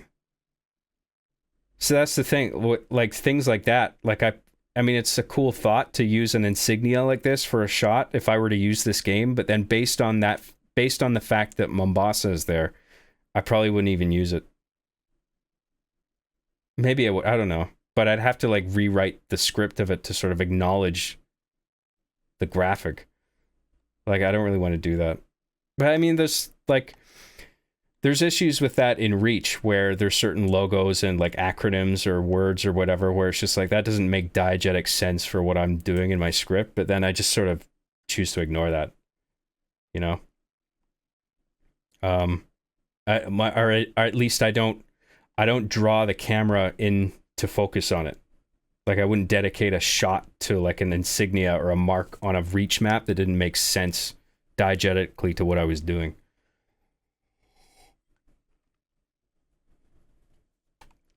And yeah, say if I were to do like a tracking handheld, like you remember how it looked in Reach, right? Like the movements are so sharp now. It's hard to emulate a handheld look. But what makes handheld camera moves in Reach achievable is a combination of analog controller input and the smoothing effect that's applied to it. Those things in combination result in me being able to do cool shit with the camera in Reach, like doing an organic sort of handheld look. But yeah, anyway. I want to test that reflection thing because I do wonder if the players are reflected in. It doesn't look like it. So when it's generating reflections, all it's taking is the static map data. So anything dynamic, like players or dynamic objects or explosions, I don't think any of that is going to get rendered into the reflections. And I don't know the term for it. Screen space reflections or whatever the fuck it was, where all that's being factored into the reflection is just the map mesh. I don't know the term, okay? But like I understand the concept. But yeah, I mean that even if all it's reflecting is static geometry, I still think that looks great. I mean, I would be stoked if Reach looked like this, but it doesn't. But Reach does a number of other things so well that are just perfect for what I'm doing that it's my game of choice. Before I exit the game, is there anything I should do in the game that people are curious about that I can elaborate on maybe in this before I exit out? I mean, if there aren't, that's fine. I'm just curious. While I've got the game up, I might as well uninstall. Make a map? No, I'll do that in Reach because I actually need to make maps for my project. But I'm not going to bother making a map in Infinite. I don't need to because I'm not going to use Infinite, right? Lowering your weapon. Like I said, in order to lower your weapon in Halo Reach or Halo Infinite, sorry, you need to write a logic script using their blueprint interface. There may be a way to sort of write code manually in whatever language. Maybe it's C or maybe it's language proprietary to 343 or Infinite or whatever. But you need to use a logic script, at least in the form of a node map, to make it so you spawn with your weapon down or based on some kind of it's action and event, right? So like actions trigger events. Yeah, so you have to like determine an action. It's like when this happens, and then you tie that to a node that says do this thing, which is lower the weapon.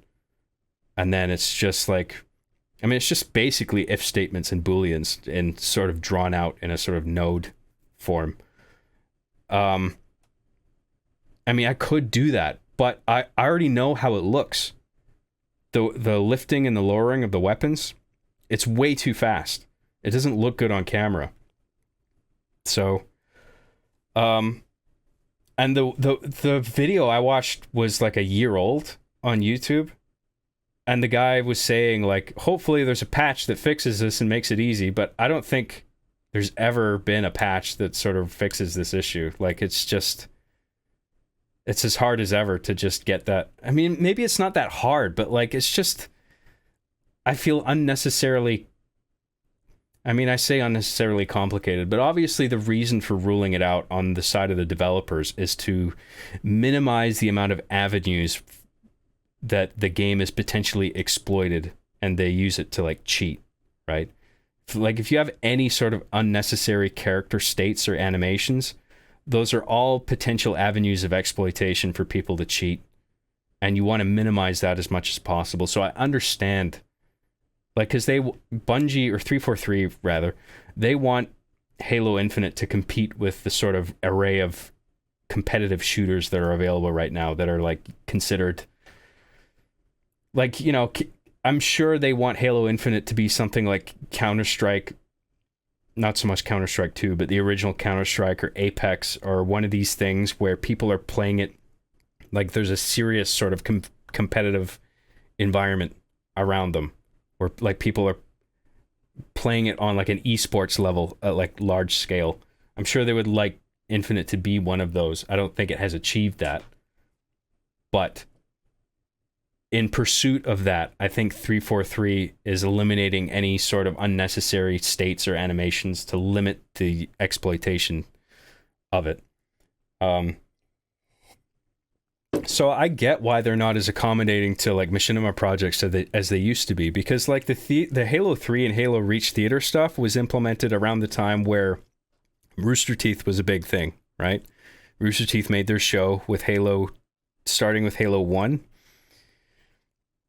And I think they eventually moved to Halo 2, and with both of those games, there still wasn't any theater mode implemented at that point. I'm just going to go back to my webcam now.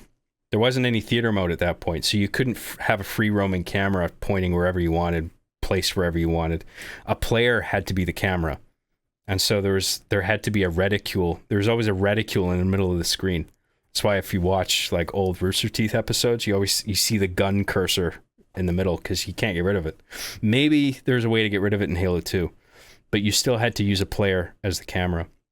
And then Halo 3 came along and had the theater mode, and then all of a sudden you had a free roam camera that you could put anywhere and you could point it anywhere. So I think Bungie put in the theater mode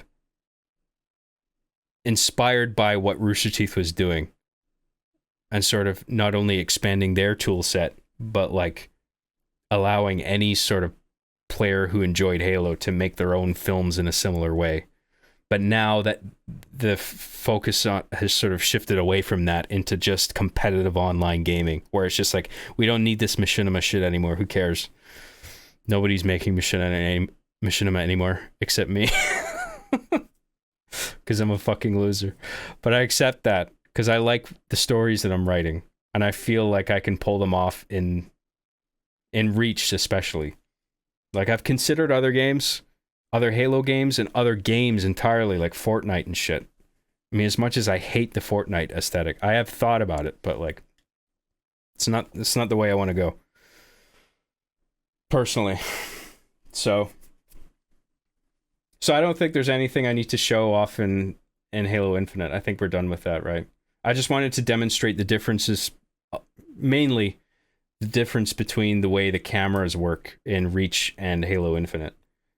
I mean, that smoothing thing is a huge thing for me. Halo 5 introduced like a Machinima mode, and it even let you put objects like green screens. Like, it would let you put like a 255 green value cube somewhere in the map, and you could put that behind a character or an object, and then you could treat that as a chroma key in post-production, where you could remove the green later.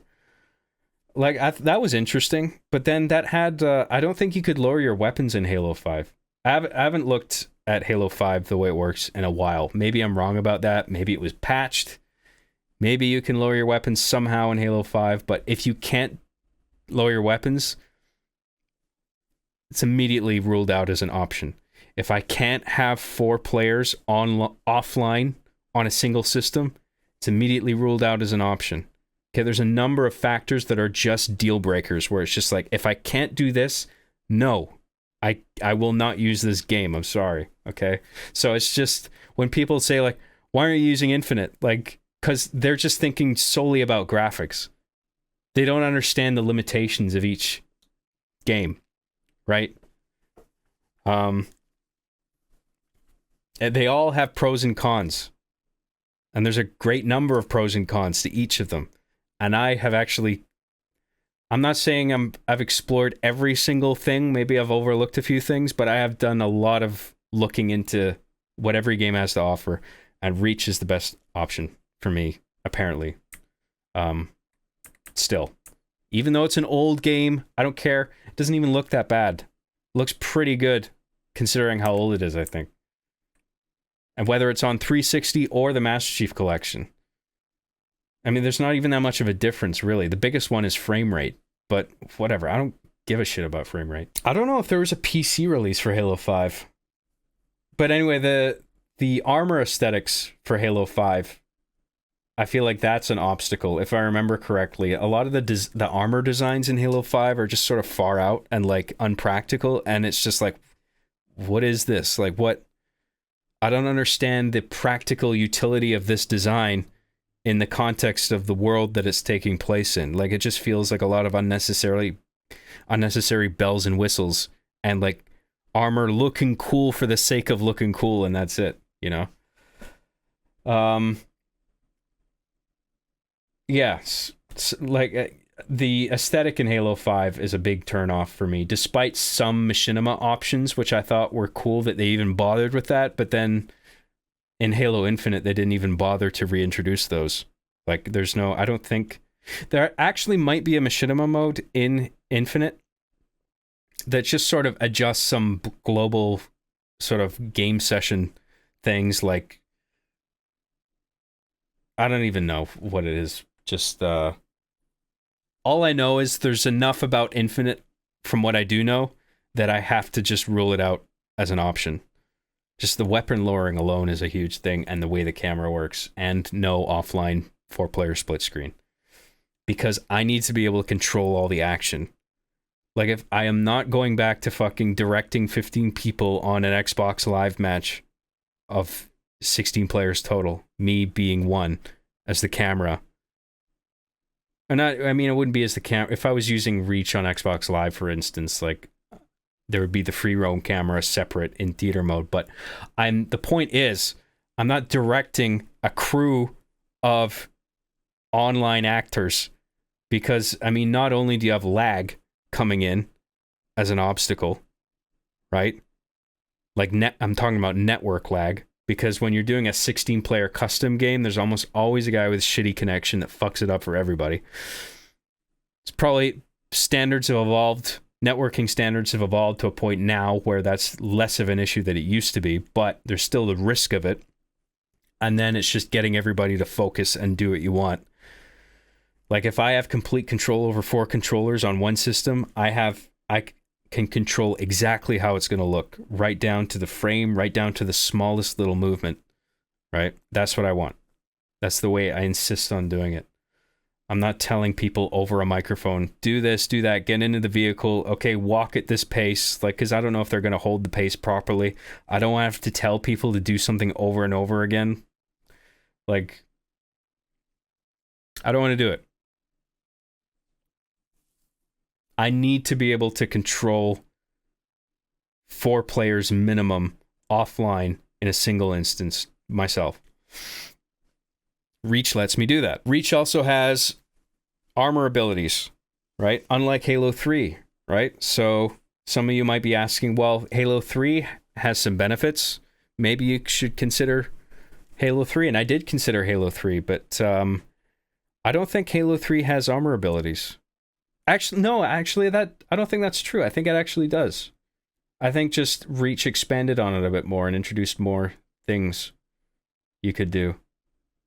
But anyway, like across Halo 3 and Halo Reach, having the armor abilities as an extra dimension, sort of equipment, right? Okay, so Halo 3 had equipment, Halo Reach had armor abilities.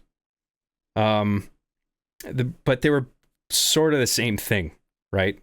It's like it's not a gun, it's not a grenade, but it's a thing you throw that does a thing, right? Equipment does that, and armor abilities do that. Not all armor abilities. I mean, armor lock is sort of just a personalized feature, but I think there are some.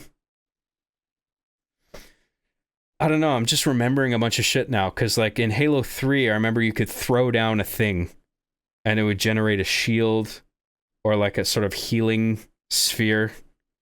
Maybe that was in later games. I can't remember, but maybe that's the difference, I guess. Equipment is sort of deployable objects that you throw external to yourself. And then in Reach, you had the armor abilities where it's just like a thing that's directly on your person that modifies the way you can get around. Like, for instance, the jetpack, you can shoot up, directly upward. Armor lock just makes you invincible but locks you in place. There is a shield bubble in Reach that is an armor ability. Oh, yeah, that's what I was thinking of. Yeah, so that's an example of a thing sort of like equipment in Halo 3, but it works essentially the same way, where you deploy a thing. It's a thing you sort of throw out, and it becomes its own dynamic object that's divorced from you. But it generates a shield relative to the position of that object where you've thrown it, right? And then you can go in there, and then just as long as you're within range and the shield lasts long enough, no bullets or things can hit you. But the fact that there's equipment or armor abilities, that immediately lets you add a bunch of character to like an avatar where, like, I don't know, if in my story that I was writing, that I was doing in Machinima, I had some like special ops team and they were all uber equipped, like distinctly more so than other regular players or citizens or characters in the game. Maybe I would outfit them all with jetpacks, right, to sort of give them not only that visual flair of having that jetpack on them, but then that extra dimension of them being able to launch up onto any elevated platform. Like, it's just sort of an interesting, it adds dimension to characters, right? So like, I would definitely consider Halo 3 and Reach over Halo 2, where Halo 2 doesn't have any of that. It's just guns, grenades, and jumping and running around. But then Halo 3 and Reach had equipment and armor abilities that just sort of adds an extra dimension of how your ability to illustrate characters in a particular way. Hopefully that makes sense. The art design of the games, we went over that because, like I was saying, Halo 3 looks plasticky. Halo Reach looks very battle-worn and gritty. And I like that over Halo 3. The plasticky look of Halo 3 doesn't really work for me. The colors are also more vibrant in Halo 3. It's like there's a saturation boost in Halo 3 overall. In Halo Reach, the colors are a little more desaturated, muted. I like that sort of a little more depressing wartime feel to it. And I think that works better aesthetically with the story that I'm writing. I like the plasticky look of Halo 3. It just seems super nostalgic. Yeah, I mean, I'm not saying it's bad. Like with many points that I'm making, what I'm trying to say is that I'm trying to establish what works for what I'm doing in terms of narrative and what doesn't work for me. And that aesthetic is one of the things. I'm not saying the aesthetic's bad. I mean, I kind of liked, I don't know if I'd go far as to say I'm a fan or anything, but like, I didn't mind the way Halo 3 looked. You know what I mean? I mean, it did, even when it first came out, it did look distinctly plasticky to me, but I was just like, whatever, fine. I like the colors. Everyone looks like action figures straight out of the box. I mean, that's fine. It's just a unique look. But now I'm doing this project, and it's like, that doesn't fit for me. Reach is the better option. I also like working with the Forge mode, because Forge is sort of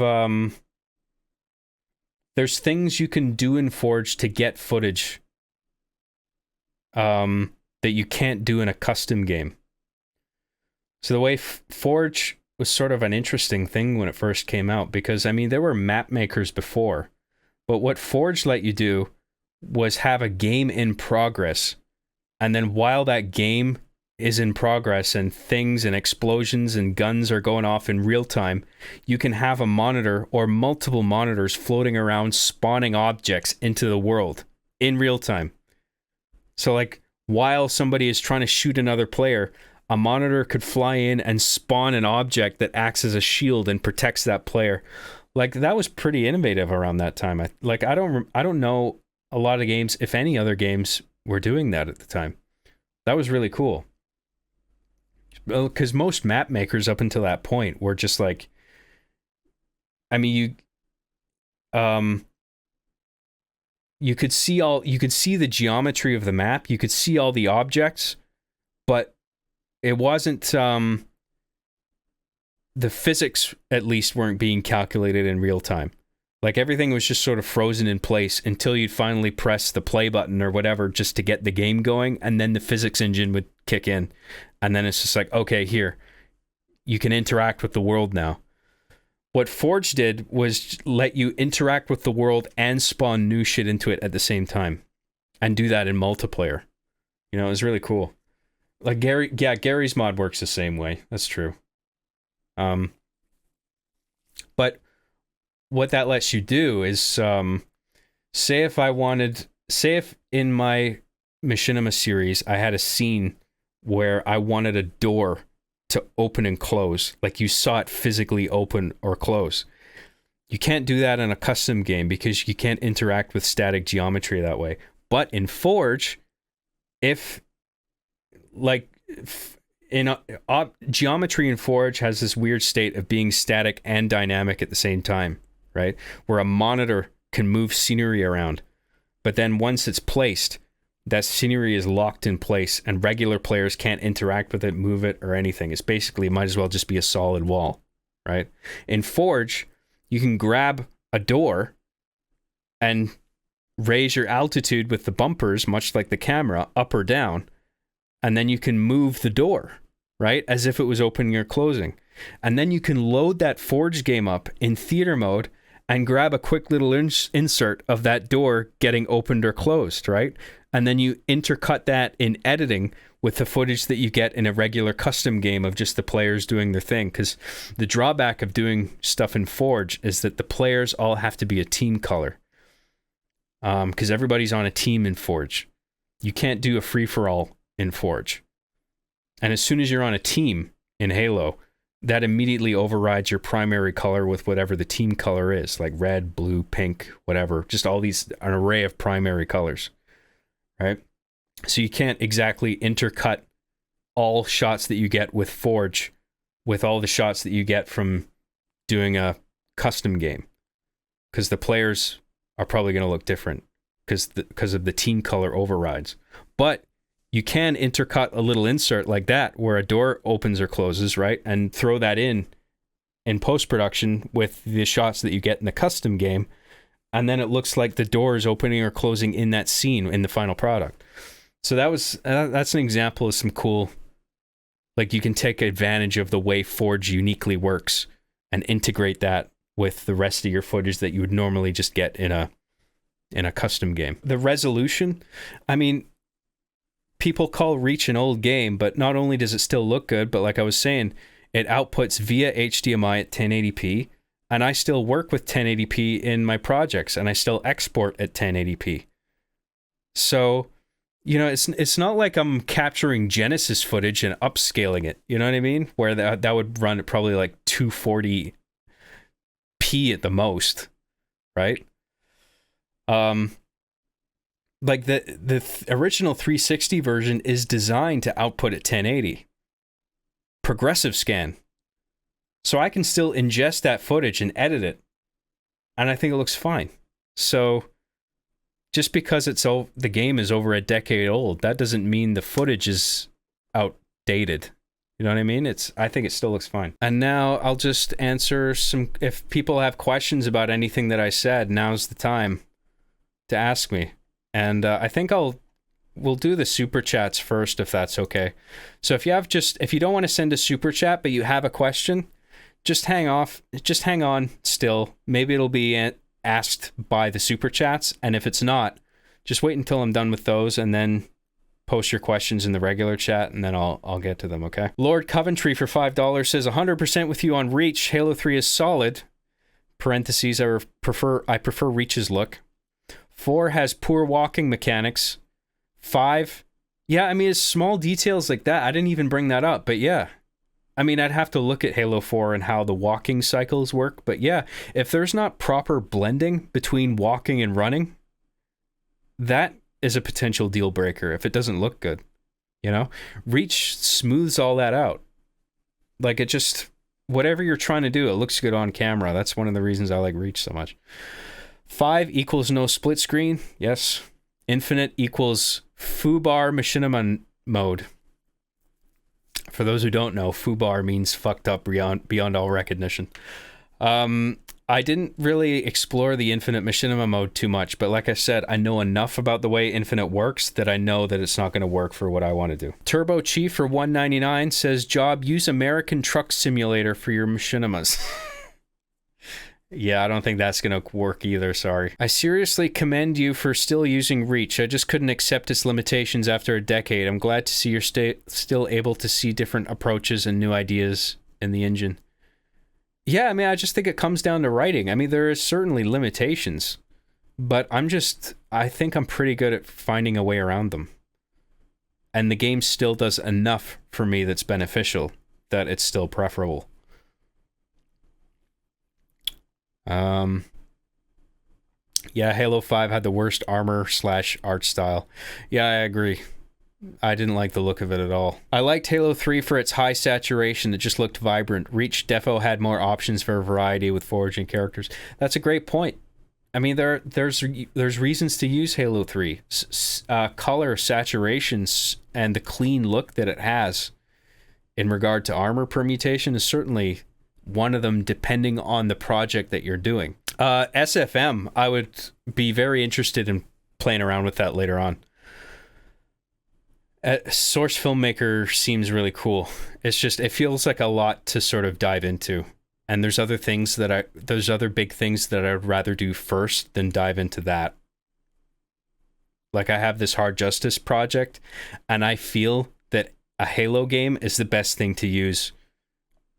Like, if I felt Source Filmmaker was the best for this project, I would just go straight to Source Filmmaker and start learning it. But the way I've written it, the premise of it, it just feels like it works in Halo the best. And so I don't have a reason to go into Source Filmmaker yet. So I'm happy just sticking with Halo for now, at least until I finish this season of Hard Justice, and then we'll see. Maybe I'll migrate over to I'll play around with Source Filmmaker, try and make something funny to start off with. 29.97 FPS for the win, baby. Yeah, I think that is what I actually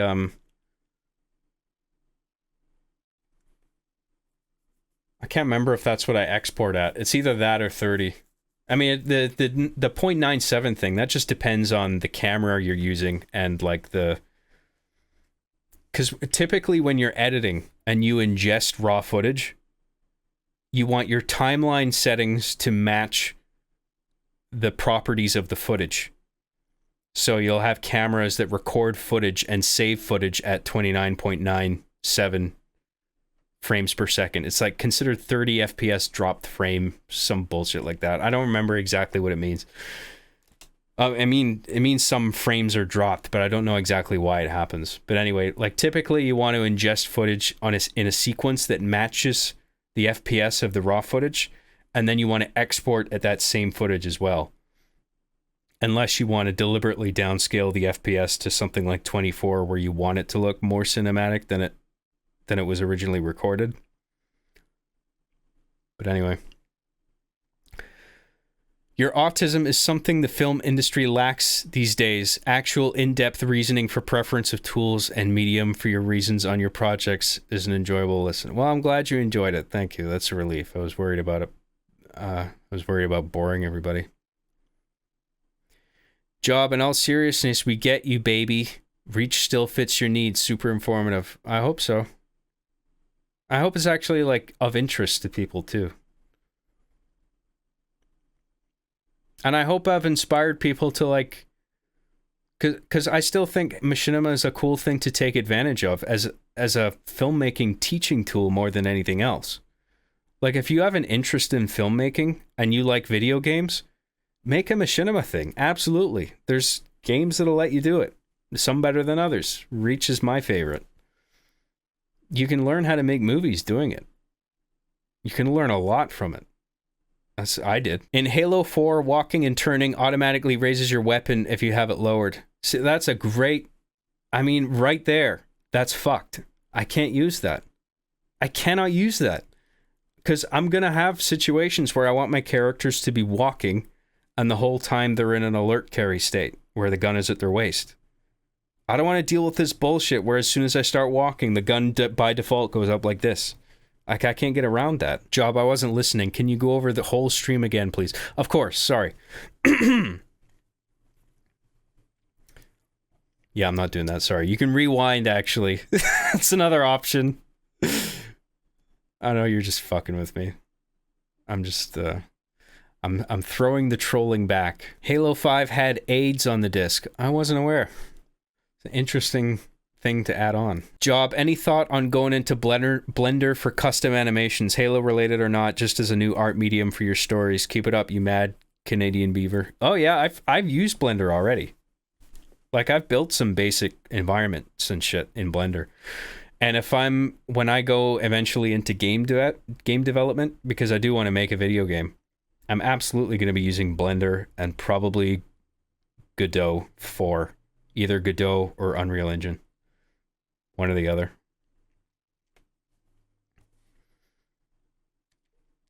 But right now, I mean, I haven't used Blender for any sort of Machinima stuff, but for this upcoming Hard Justice project, I might. But it'll just be basically like creating objects in Blender, like not animations. Well, maybe actually some light animation and keyframing, but nothing too elaborate. Just whatever that I can't achieve in the game itself, like a quick little insert on a key object that I can't build in Forge, for example. Like, I'll do that in Blender just as a static object, and it might have a little bit of animation, or it might not. I'm not sure, but I don't think I'll be animating any characters in Blender for this. I'll just be building some key objects in Blender if I build anything, and there might be a little bit of keyframed animation associated with that if I need it to sort of move in the shot slightly or something. I don't know. It depends on what. I need to just do everything I can without Blender and stuff and just look at what I'm missing in my timeline once everything else is done. And then I'll figure out, like, okay, I need this asset and I'll use Blender to do it. Halo 3's high saturation killed the horror atmosphere of the flood levels. That's a good point, yeah. I mean, that isolation Halo map is quite horrific, but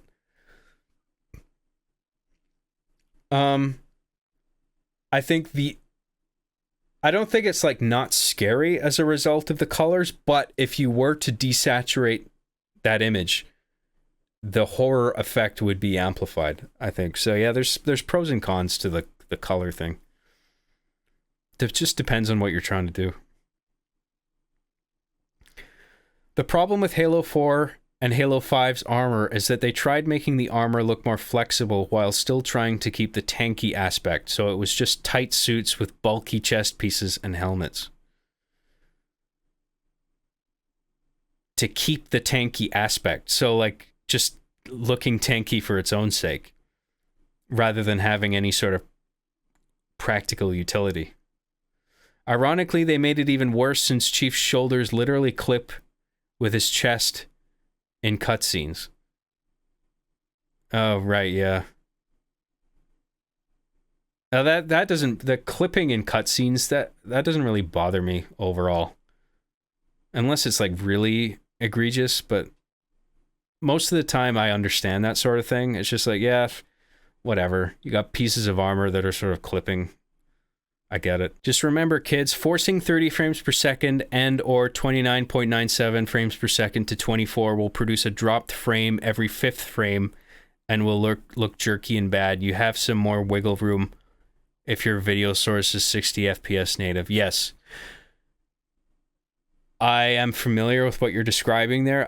I wasn't able to articulate it as well as you just did there. But yeah, I know exactly what you're talking about, and I have done that before. If you watch the premiere episode of Season 8 of RB and the Chief, I do that with the gameplay. I exported at 24. But it's natively 29.97, I think. Maybe 30, I'm not sure. But either way, it results in a dropped frame, and it just looks... It looks weird. Yeah, it looks weird.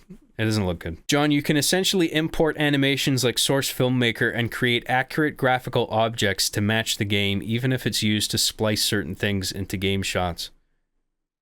Import animations like SFM and create accurate graphical objects to match the game. Yeah, what game are you talking about? Are you talking about like a Source game? Or Halo?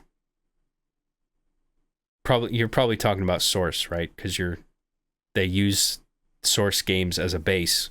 Like Source Filmmaker will use those assets, right? Because obviously the software comes from Valve, just like the games do. To match the game, yeah. Yeah, but I mean, I'm not making a Half-Life Machinima, right? I mean, that's a whole different aesthetic. I still want to use Halo because of the helmeted characters, you know? And a number of other factors. Use the Forge filters, lol. I mean,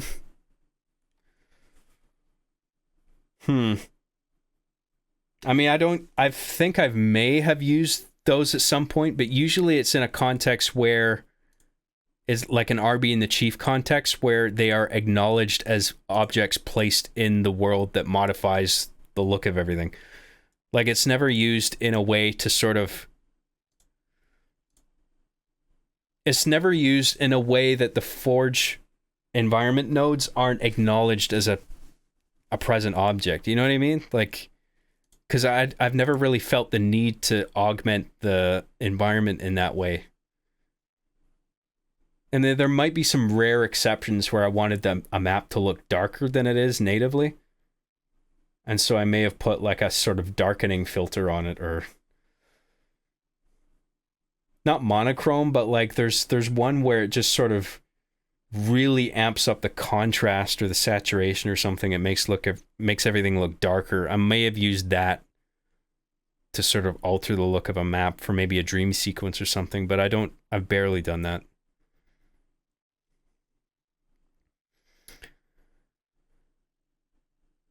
What's the Halo 3 level that looks like a colonoscopy? Isolation?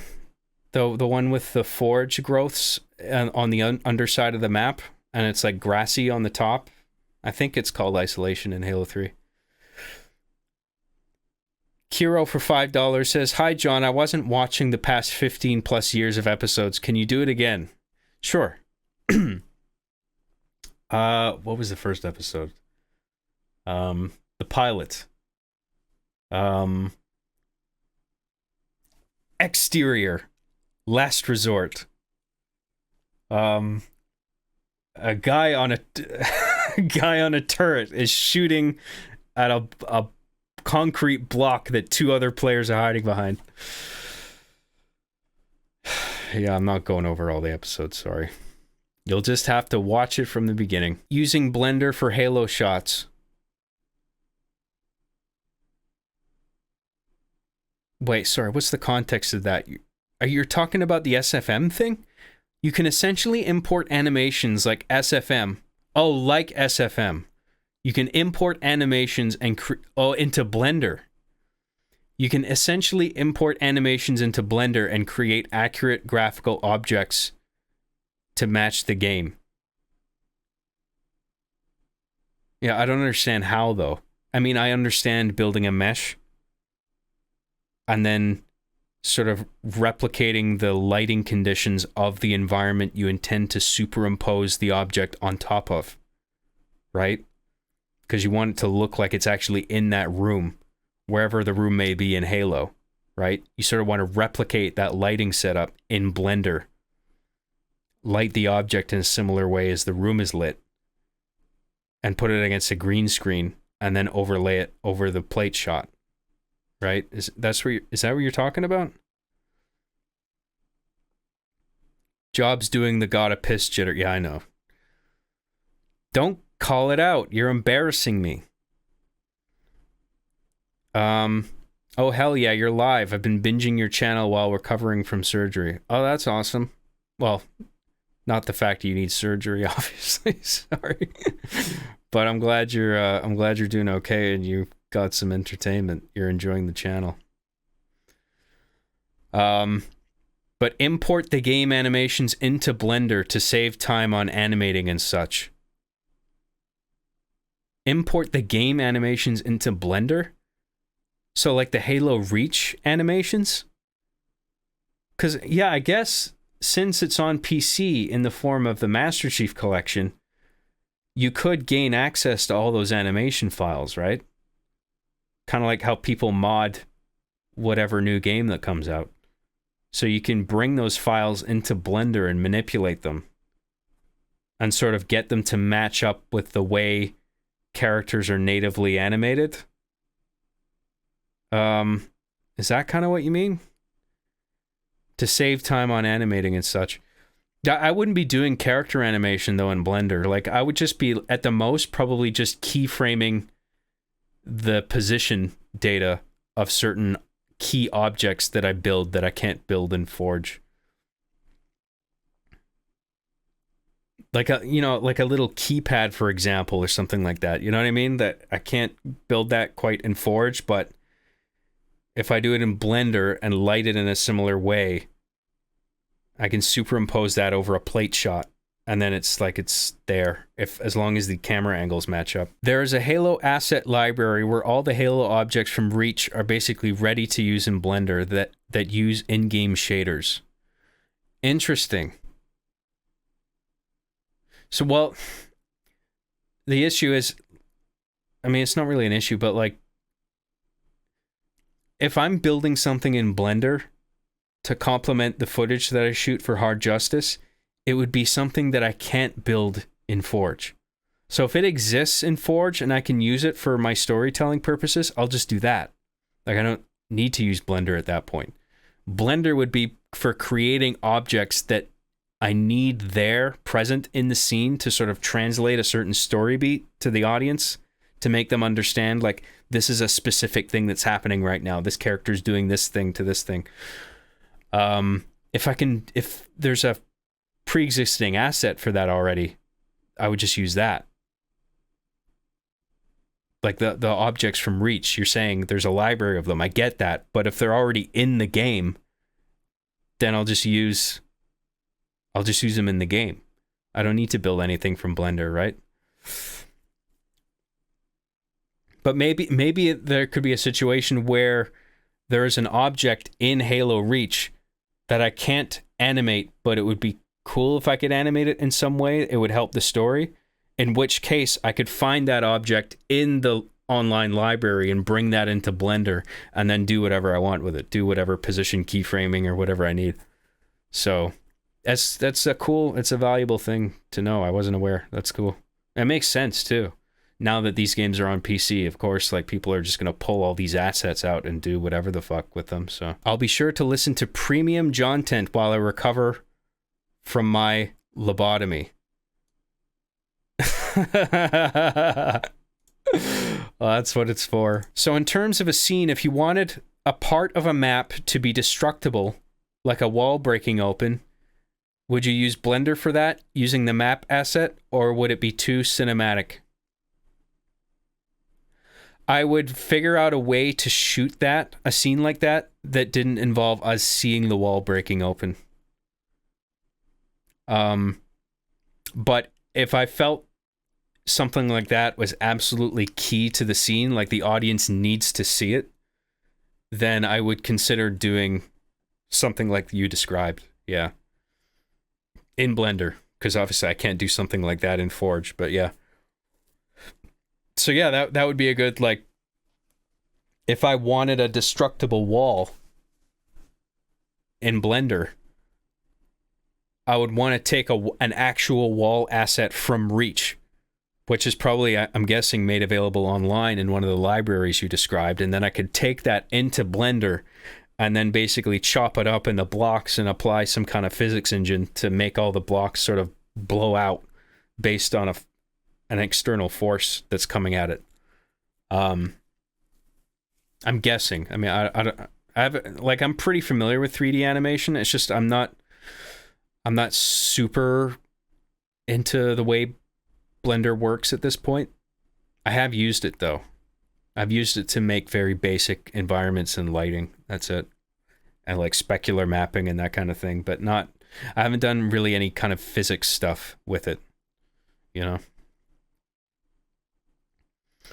I mean, it's very Rooster Teeth in terms of 3D Halo 3 renders, but they use a lot of mocap, which doesn't match the game. That's true. I don't know how to do the whole mocap thing, though. And I mean, that guy, the Monty Ohm, he was just a very talented dude. And he just... Like, even if I figured out how to do mocap, I don't think I'd, like, pull off what he can do. And I don't think I have... Like, I feel like I don't have a mocap setup sounds like an elaborate thing. Like you need a dot suit and a camera that's looking at you that knows how to register that position data of all the dots on your suit.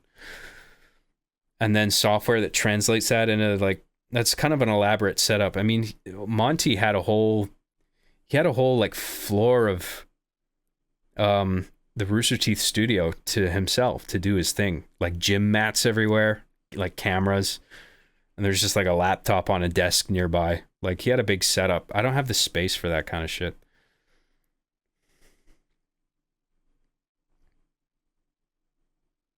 You need a GIMP suit for mocap. Yeah, something like that.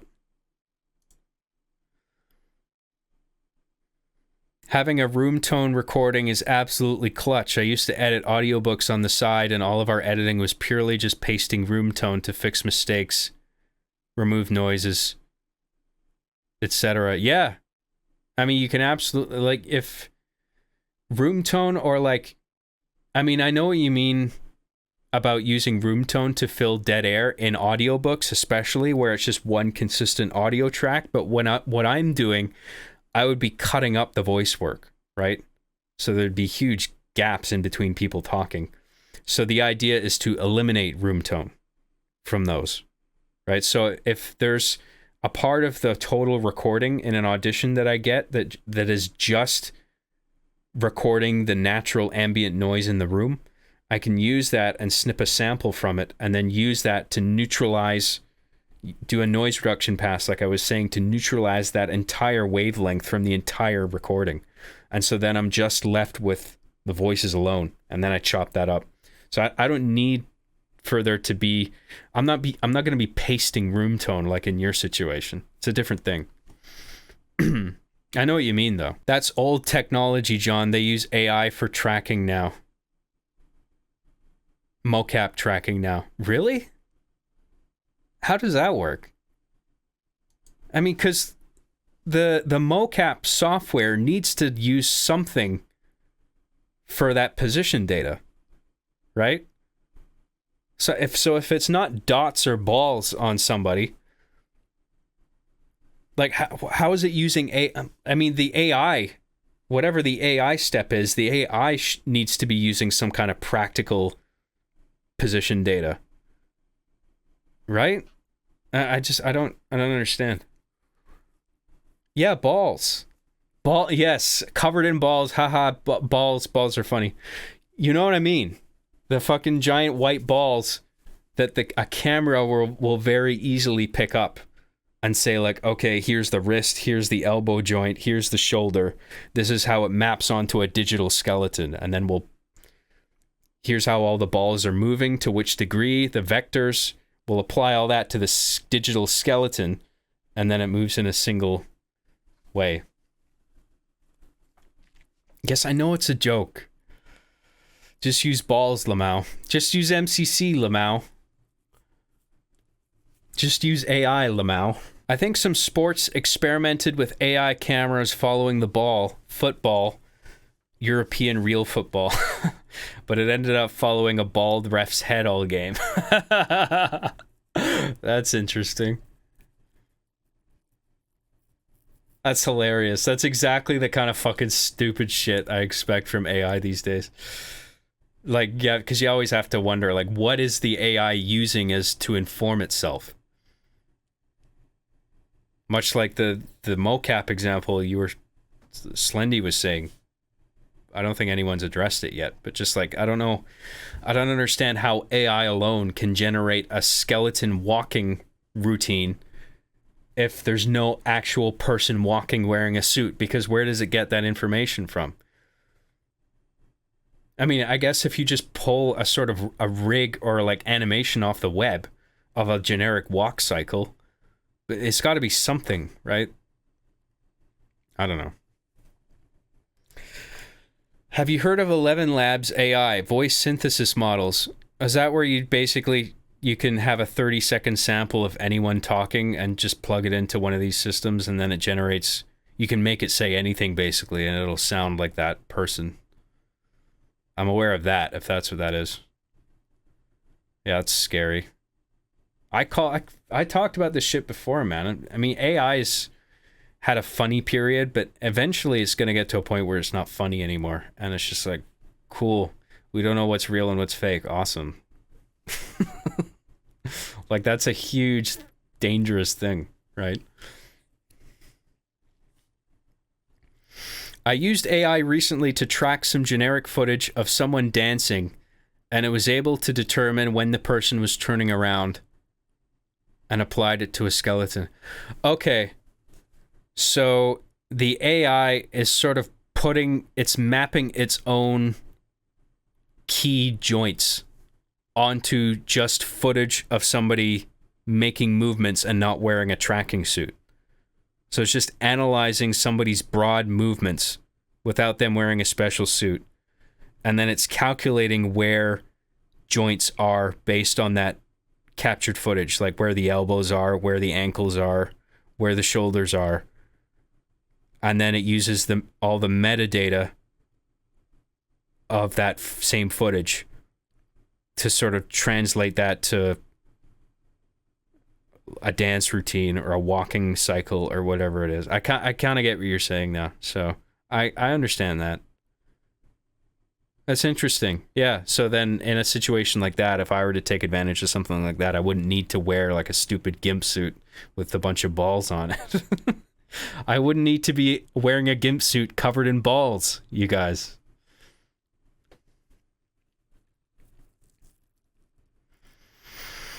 Yes, but they updated it to where you can do your own voiceover, drop it in, and it gives you their voice with your inflection and performance. Wow. Yeah, that voice AI is scary, man. Yes, and it can also be used for multiple people. Oh, wow. So you can record, I assume what you mean there is you can record two people in one shot, and the AI is going to know how to separate one person from the other and generate two separate skeletons with two separate animation sets. That's interesting. Yeah. Fuck, man. Yeah, I don't know if I need to do anything that elaborate for my stupid little Machinima project. But I mean, I'm well before that stage. I mean, I got to get the writing finished, the outline finalized. I want to get a rough draft of all the dialogue finalized. I got to polish my first episode and then do the auditions and then build all the sets in Reach and then build all the characters, act it all out, get all the footage, throw it in, throw the voices in, edit it all, rough cut, fine cut, picture lock, and then I'll look at what's missing. And then I'll be like, okay, I need a Blender shot. I need a VFX shot here. I'll probably use Blender. I need to build a thing. So I'll get a plate shot. I'll probably already have the plate shot because I already know what I want in advance. Like during production, I'll grab the plate shot then probably. And if not, I'll just go back and do reshoots where, well, not necessarily reshoots, but just grab any plate shots that I'm missing for Blender assets to be later superimposed. And then, so that VFX will be like the last thing. One of the last things. I mean, music might come after that, because I want to achieve absolute picture lock typically before I put in like ambience and music. So, yeah. I see AI as a tool more than a takeover in my process. It's just some new bells and whistles. Yeah, I mean, I kind of get both sides of it. You know, I do think has the potential to be dangerous, but I can see how it's being overblown in some regards as well. You know, people think AI is smarter than it actually is, but it actually, at this point, isn't that smart. It just knows how to sound smart because it is sourcing all this pre-existing material, and then it just throws just enough syntax in between it all to sound that it's actually thinking and processing this stuff on the fly. It's convincing enough to sound like it's thinking about what it's saying. I see that side of it too, so I don't exactly know what to think. I think we should be cautious with AI overall going forward. AI voices kind of remove the fun of knowing fans got to voice characters like Adam in season 8. I really appreciated seeing that, but I can imagine going through all of the auditions was a lot. Yeah, it was, but I mean, I was happy to do it because I kind of liked that exploratory process of it, of finding the right voice. I mean, yeah, it was a lot to get through. It got a little grating after a while just because of the volume of auditions. But it's always kind of fresh to like hear, like, here's this person trying it. Like, oh, okay, that's interesting, right? It's not a total drag. And I would still favor using real voices over AI generated ones. Because I just like the idea of real human beings contributing to an artistic project like this, if you want to call it an art form. Some people don't, but it's fine. I like what I'm doing. I think it's cool. There's a site called Mixamo with a bunch of pre-made animations, and you can upload a character model and it'll automatically apply the animations to it. Huh. Yeah, that would explain how a lot of memes get made really quick. Yeah, I mean, I don't know about a lot of these systems that have been made, but it doesn't surprise me either. Like, this is all just logical consequence of shit that I already knew about. Like, I already knew AI was making these huge advancements. So, and of course, there's going to be these little browser applications that you can plug something into, and then it spits out a meme for people to put on TikTok and shit. Of course, there's going to be people that sort of make programs that streamline that whole process, right? Because memes are so popular.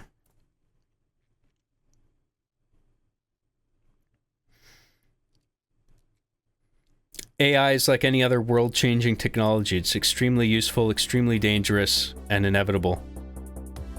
Yeah, it's like fire, right? I mean, you just gotta be, you can use it to do great things, but you gotta be careful.